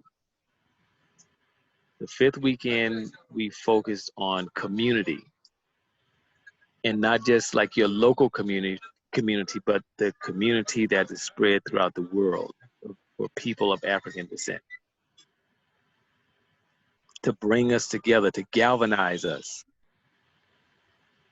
And the final weekend was to bring forth ancestors and to bring forth all of those ancestors that carry the great and powerful knowledge, to bring them forth, to send them to their children, to their grandchildren, to be with them, to open the pathway for them to come back into this lifetime so they can bring that knowledge back, so they can once again build like these great civilizations that existed in the past. And all these great civilizations will look different because the world is not what it was 100,000 years ago. It's just not. It's something different. And so this particular series of drumming rituals is there to take place on a yearly basis. So every year, the first Friday of June will kick off the series of drumming events every year. And it's supposed to happen yearly through perpetuity, really. And it is strictly for people of African descent, strictly. Mm-hmm.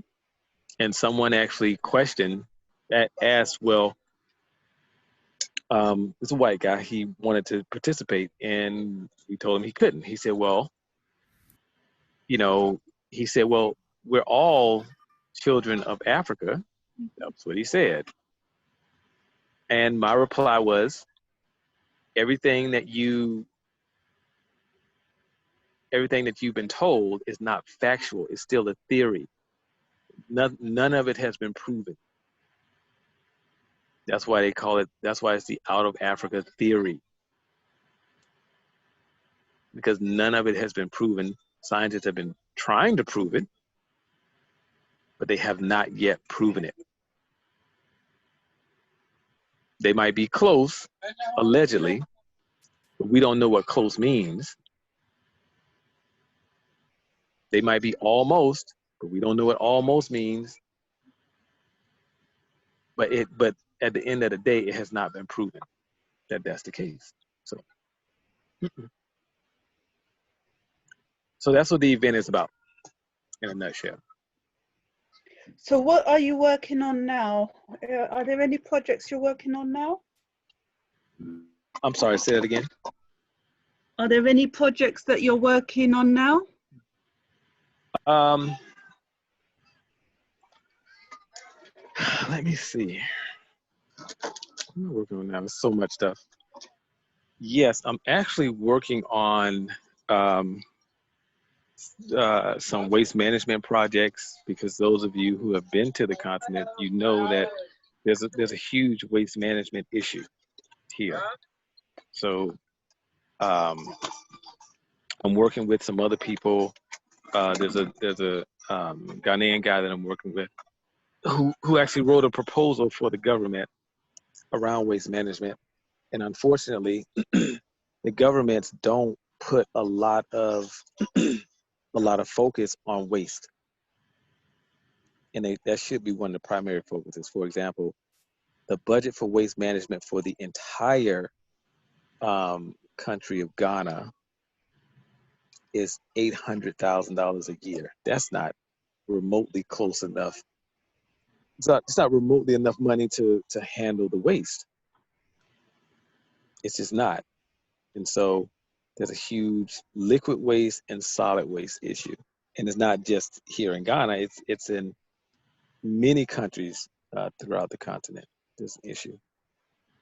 So that's one of the primary projects that I'm working on right now, because I just want people to have much better living conditions, and just it's a beautiful country, it's gorgeous, but there's a waste issue, because people will buy something from a vendor's in a bag. Once they finish consuming it, they just throw the bag on the ground and keep going. But once we go back to or revert back to tradition, it should be less of a problem, should be less of an issue.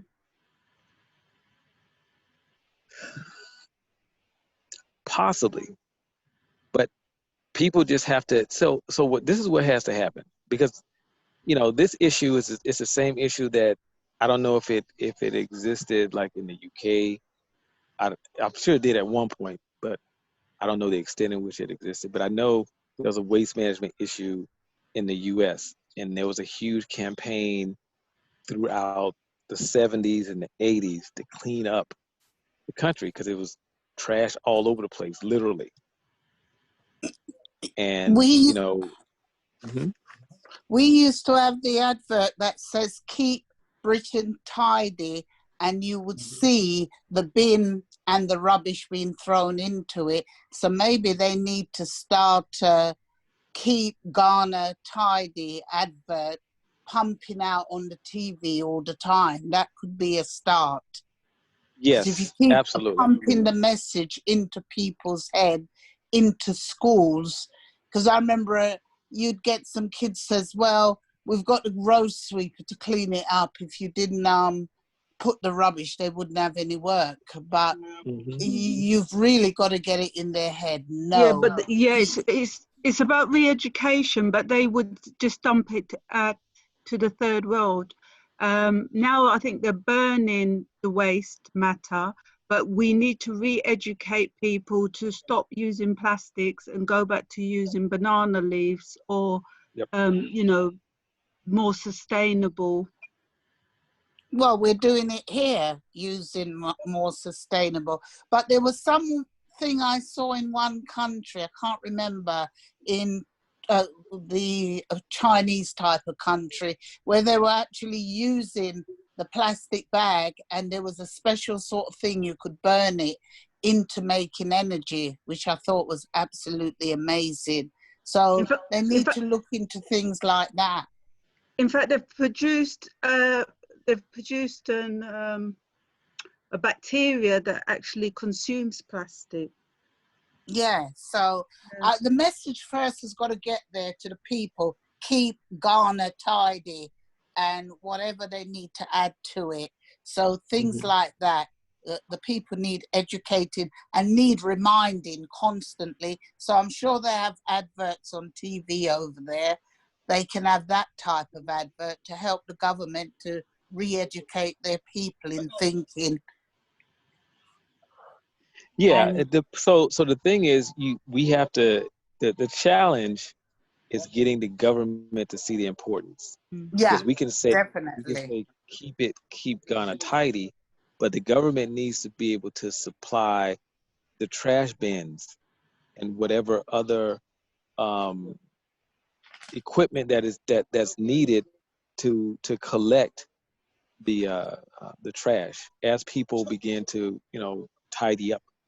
And I've actually had conversations with other chiefs around how to keep the community clean. And really the education piece is easier than television advertisements, because within African cultures, the chiefs actually you can put advertisements on television all you want to, but people listen to whatever the chiefs in various communities say. So you have to really get the buy-in from the chiefs, and the chiefs will say start cleaning up, and people will do that. If you just put an advertisement on television, some people listen to it, and some people be like, okay, whatever. Right. If they listen to the chief, use the chief, whatever means, as Malcolm X says, whatever Correct. means it take. Yeah. Thank you. So how can we improve our community? I know it's difficult for you to comment because we're here in the UK. So the best way to improve your community is, well, actually depends on how you want to improve it. But I would say like the best way and the best place to start is to start to do ancestral work. And it's it sounds simple, which it really is, but when you start to connect with your ancestors, other people will actually become curious. And it turns into like a domino effect. And people don't even have to know that that's what you're doing. They're going to notice that something about you is different. And they will begin to watch you. Like, what are you doing? You know, something about you is different. And so it's like my family on both my mother's side and my father's side, primarily on my father's side, you know, I have relatives like my uncles who have their own churches and all this stuff. They're coming to me and they want to know how to connect with ancestors. They want to know more about tradition because I'm doing the work on my side and they notice something different about me. And so they start asking questions.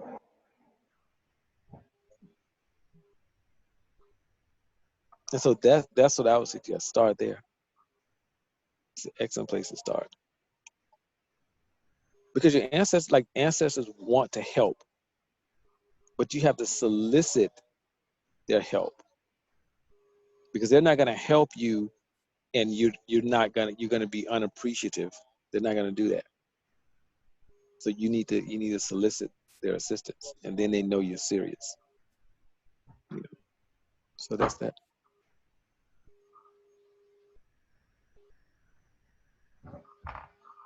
Mm-hmm. All right. Any more questions?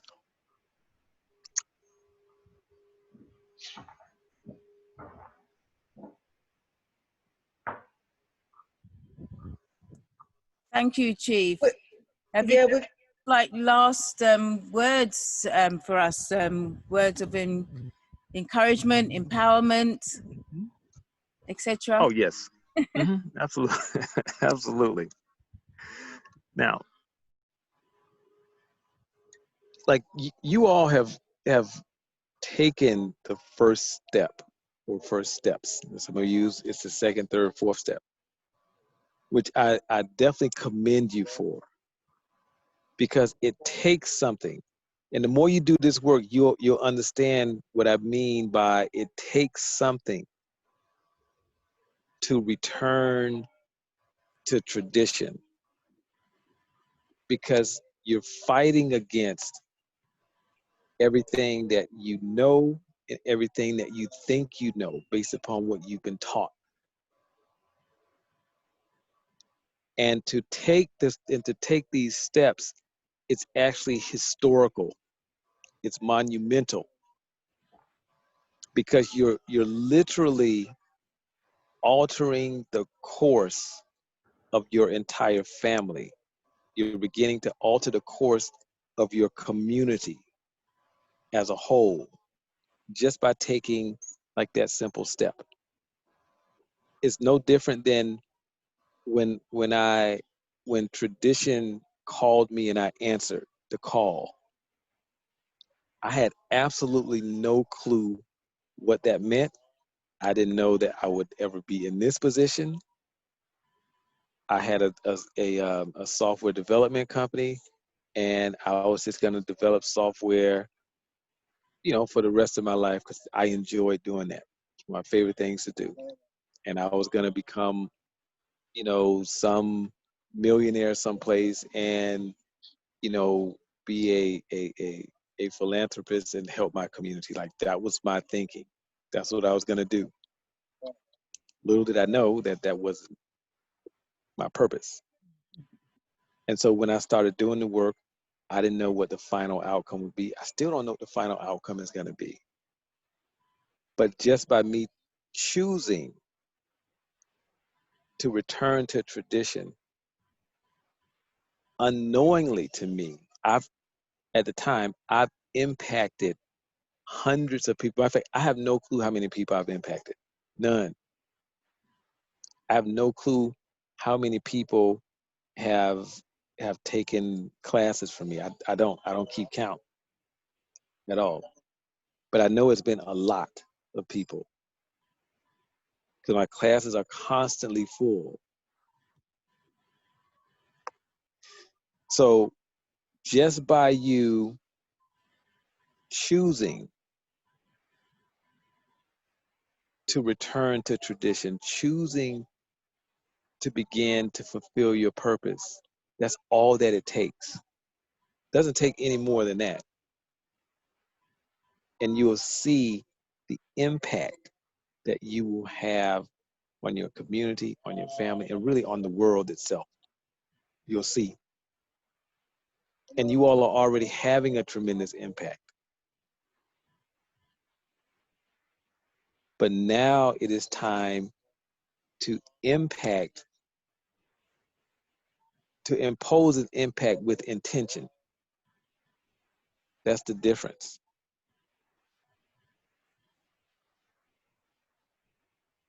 And so, you know, from what I can see, like everybody's in good shape. Everybody's in phenomenal,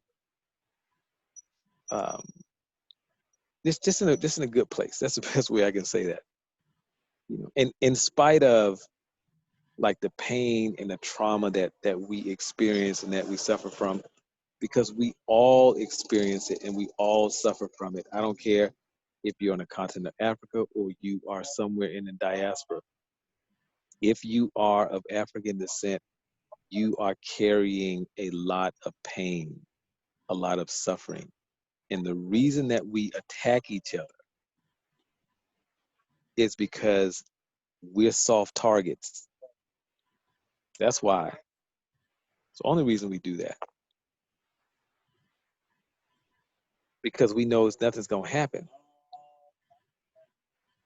But it's time for us to really become who we've come into this lifetime to be. So all of this, the things that we do to each other, all that stuff needs to stop. Like it's time for all of it to stop. Every single last bit of it. The anger that we carry, all that needs to stop, because we're carrying generations and generations of anger. And just by you all being in this particular Zoom meeting says to me that you're ready to do something different. You're ready to have something move in your life and in the life of your family that may not have moved in who knows how long. Because anytime you're dealing in tradition, it is never a solo initiative. It's never a solitary initiative.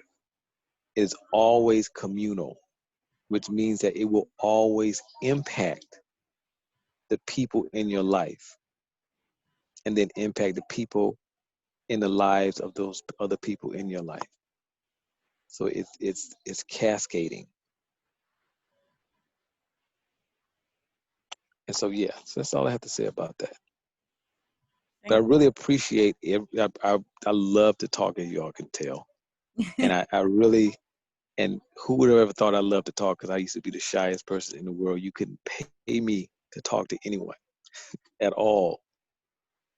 So, you know, I love to talk, and I love to especially talk to our people, especially when we are in a place where we're ready to return to tradition. We're looking for what's next.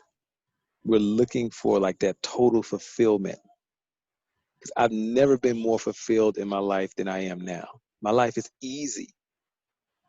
It's so easy. And I thank you for have the guidance. concerns about nothing. You're Thank very you welcome. for the guidance and taking the time out. We really appreciate it. You're Because very welcome. here in the UK, we're in desperate need of proper guidance. You're very welcome. Very, very welcome. And anytime you And all want me help to with, come back, what'd you yes, say? and help with navigating life, because we're really up against it. Yeah. Most definitely. It's down to you when you've got the time to come back, and we can, as I say, we can do this all over again. Because possibly next Saturday, same time. you have to check. Yes, let me check with let me check my schedule. Let me check with Chief Bonds about see if we have anything to do. I don't think we have anything to do next Saturday that I could. He hasn't mentioned anything, but more than likely I should know by Monday what Saturday's gonna look like. Well, I will know by Monday what Saturday looks like. Okay. Well, Saturday's okay for me. So if you, once you confirm with me, then I can we put it in. Okay. In the diary. All right. Okay, that works. And that if works. anybody needs help with, they can contact myself or Auntie Jean. We'll put our telephone numbers in, and we can get messages to Chief, or if they need any help with any of the rituals that he gave you, we're here. Isn't it, Auntie? Very much so. What we're here for. All right. Thank everybody for joining us this afternoon. It was a special, and thank you, a big thank you to Chief Montana. Your time, your energy, and your talk. You're very welcome. Plus, you've missed dinner time. I've just realised. You've just missed dinner time. No, they this is perfect timing because they've actually just brought out the food. So yes, and thank you for bringing a small part of Ghana on a Saturday evening. It was nice. Oh, you're very welcome. Very nice. Very welcome. Okay. Looking forward to our next meeting. Hopefully it will be next week, Saturday, but if not, it will be soon. Yes, it will. Yes. Wonderful. Okay. Thank you. All right, And, Thank you again. and talk You're to the very- chiefs about cleaning up. Yeah, I've been in conversation with them about that, and they all agree. And so what we're planning to do is have have cleanup weekends, like one Saturday Yeah, we did a that month. here. Yeah, the entire community just goes through the community and clean up. And we do it in my neighborhood where I live also in the States. So yeah, and they agree to that. It's a great idea. So that's what we're planning to do. Because if everybody does their bit, then it helps. Because when somebody else throws something down, then everybody says, "Nah, you can't be doing that." So exactly. So everybody has the responsibility. Unless it's a banana skin. Great. Okay. All right. Okay, thank you. Say thank All right, you're welcome. Bye. you and say goodbye. And Goodbye. goodbye. So I would like to say goodnight in Dagbani, and I'll give you the translation. It's Nawuni Niti Piao, and Nawuni Niti Piao. It means may God be with you through the night. Could you say that a little bit slower? Okay. Please. It is Nawuni, and it's spelled Naa. Nawuni. Yes, Naawuni. Nawuni. Niti, Niti, Niti. Nawuni niti. Biao. Biao. Yeah. Awuni niti but biao. How do you spell? Biao. Spell it again. You spell the BL. So Biao is B-I-E. There's a Dagbani letter. It's pronounced nyao like that. But it's you can put a G there. It's fine. Okay. E at the end. So it's Nawuni Niti Biao. Like that. Nawuni biti biao. Yes, Niti, N-I-T-I. Nawuni Niti Biao. It means may God be with you through the night. Yes. And then and then we would say the response to that is Ami, A-M-I, Ami. That's the response. Ami. And then you would, after you say that, then you would say Nawuni yesterday. And so the word Nawuni means God. And so you'll say Nawuni Yisiti. Y-I-S-I-T-I, Yisiti. Again, please. Y-I-S-I-T-I, Yisiti. Nawuni Yisiti. And so that, Yisiti, yes. Nawuni Yisiti. And that means, you know, may God wake us in the morning. Or something like that. That's the loose translation of it. Yeah. Thank you very much. Okay, you're welcome. Been wonderful. It has been. Yes, it has. Okay. Okay. All right. Till next time. Till next time. Good night. Good night. All right. Night. And that note, I say good night and thank you very much to all of us joining us this afternoon to this evening. And hopefully you'll be able to join us next time. I will confirm with you by email the next session with Chief Montana will be. So look out for emails. All right. Hopefully we'll be able to join us tomorrow for Auntie Jean's African Culture Market. We've got Israel, everything in front of me, silly me. Talking about this cycles, the planetary cycles, and also we have a Dr. Niger from Sudan, who actually runs a school. Who's going to be coming and talking. Also, we have a sister called Iman, and a lot of the this that's been going on. She is one of the ones who's actually doing or organising the actual protest. But she's Black Lives Matter. She's for Black recreation. Well, she say herself recreation control or community. But that is tomorrow between 7 o'clock and 10. Looking forward to seeing you again if you're able. All right. Good night. And good night.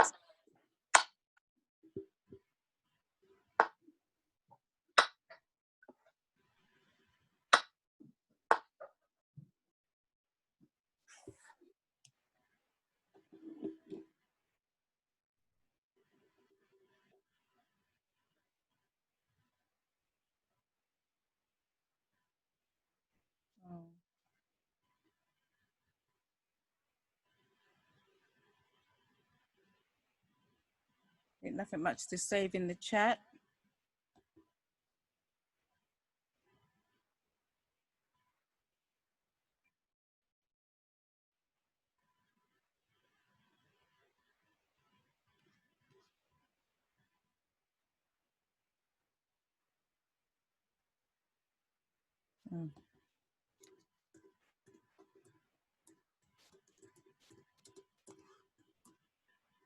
Sorry, I should have put my telephone number in, but just in case you haven't got my telephone number, I've just put it in.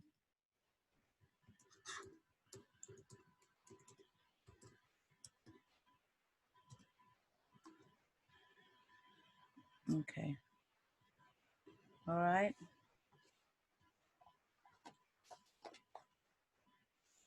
So we've got some diehards here. All right, I'm going to do the countdown and I'll be closing up. Thank you all for joining and looking forward to seeing you next time. Good night all. Peace.